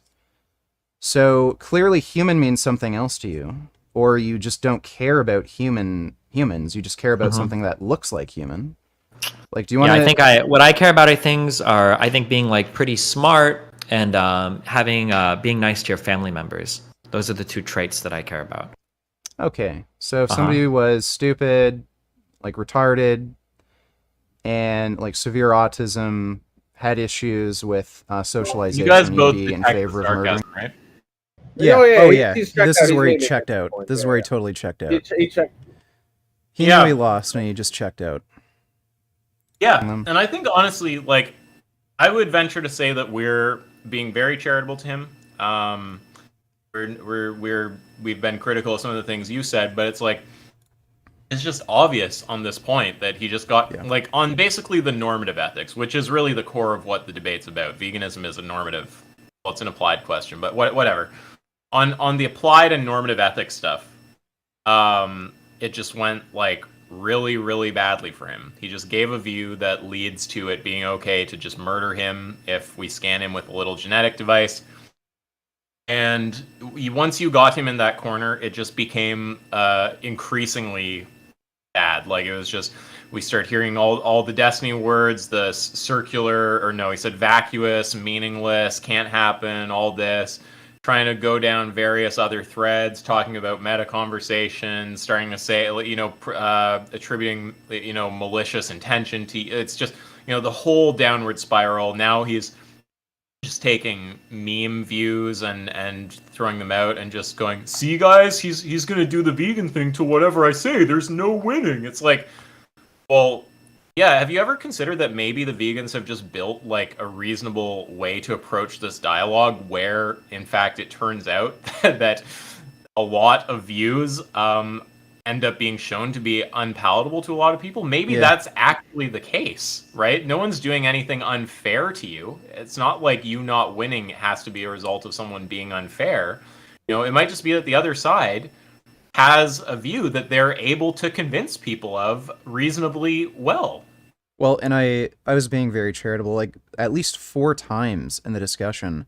When I pointed out it leads to a contradiction, I gave him the opportunity to revise his statement on like what traits he values. So, I think he perceives it all as threatening, though. I think it's almost like fight or flight. Well, it's probably not that strong, but it's like, I think that even when you do that, when you say, I'm not giving you all this shit for you gave the contradictory view, but it didn't work. That view didn't make sense. So here, go ahead and like fix it. It's like that whole situation. Like I feel like I just know what's going on in his mind. He doesn't like that because that's the situation where you're kind of in the knowledgeable position and you're kind of sitting there playing teacher while he generates views and you show how they don't make sense. That's just kind of like, it's like the look he's not down with, and I think he's just kind of lashing out on that. all right. No, I guess I'd have to extend it really far down to people that have like severe mental disabilities. I have to include their level of intelligence as well. Okay, then that would be a contradiction. Well, okay, it would be people that have like all the bottom level of human intelligence. I would include all of that. Oh, species Bottom level of human intelligence. Yeah, whatever that the was least like a intelligent human. fucking 19 throwback there. Last time you heard that. Human is, yeah. Around the time I said it. Yeah. Go ahead and keep going. Yeah. At least you're Okay. able to be that intelligent, yeah. Right. And what is a human? I don't know. I guess just like a mammal thing that can have like a brain that's complicated enough to experience like. Okay, so Consciousness. pigs, chickens, cows, right? Okay. That was Well, good. are they smart enough? Do you think? No, but he's Sorry? he's memeing right now. He's just like, Yeah. it's stupid. Yeah, but it's funny even with the memeing. Like you don't think someone can be memeing at you and you can just give logical replies to the meme and it be funny? That made me laugh. Like so. I mean, pigs are human, right? I don't know. I thought it was funny. Are they? Do you think would they be like? Are pigs and cows like really smart enough though to meet that threshold? Well, according to you. How, according to me? I also Okay, don't you think he literally intentionally said- did that. Actually, now that I think about it, I don't think he had intentionally. Maybe that's part of why I laughed. I don't think he intentionally memed himself into saying cows are humans. I think that just was a consequence there. Even Yeah, if maybe. he is memeing, I don't think that was part of the meme. I think that was consequence. But yeah, sorry. Let's keep Ed, going. you literally just said you're fine with protecting humans that have the bottom level of intelligence. So that would mean somebody who's literally wheelchair bound, practically no level of intelligence, can only drool. Uh-huh. Okay, Right. true. So, right, and pigs, like, they can have the intelligence up to a 5-year-old. Oh shit. And I guess I have to value 5-year-olds, huh? Well, assuming your position on abortion is the same, then I'd imagine. Okay. So, Well, like, I've can got you... myself in quite a conundrum here with the name the trade argument, haven't I? Okay, well, it sounds like you're not Just taking won't it seriously engage, anymore yeah. because you know you look stupid, so do you want to just end it, or do you want to give me a fucking answer? I don't even know what question. Are there any final parting thoughts you have? Destiny, you I'm haven't surprised when he been says he able to doesn't give know me... what the question is. Like, we've been pretty much the same thing the whole time. Yeah. You went through, you asked what he values, you generated the reductio, he didn't value that. Now we're trying to go, I forget exactly what phase we're at, but we're trying to go, okay, what do you value then? What are you saying you care about now? Well, over and over and over again in a cycle, I just point out the contradiction, and then he'd like try to change the topic, and then I'd point out the contradiction, and now he just gave up. That sounds A right definition to me. of human that you're comfortable with, that you would agree is worth protecting. So, Uh-huh. okay, so I don't think you're taking this seriously anymore. So I think we're just done. You're not really a serious person to debate. So, Okay. I'm all sorry. right, take care, dude. Be careful. Well, there you go. Destiny's tarded. Yep. All right. Well, I think I said everything I want to say. Yeah. Do you I guys said have any- everything. No, I said everything I wanted to say too. Yeah, good job though. That was overall very solid performance. I do think that Thanks. was probably the best one you've had so far with Destiny. But although that tribes people shit, that was pretty fucking funny when that Yeah. happened. That was pretty good. But yeah, thanks for having us on, dude. Yeah, no problem. All right, have a good night. Take care. Have a good night. Take care. All right, so that ends the discussion. This video is obviously going to stay public. Don't think I'll be streaming again tonight. I don't think, so don't expect me online. I'll see how I feel. I got to eat and stuff, but don't expect me to stream again tonight. But I hope you guys enjoyed that. Hope you learned something. Again, if you didn't see the whole conversation, the video is going to stay up. But take care.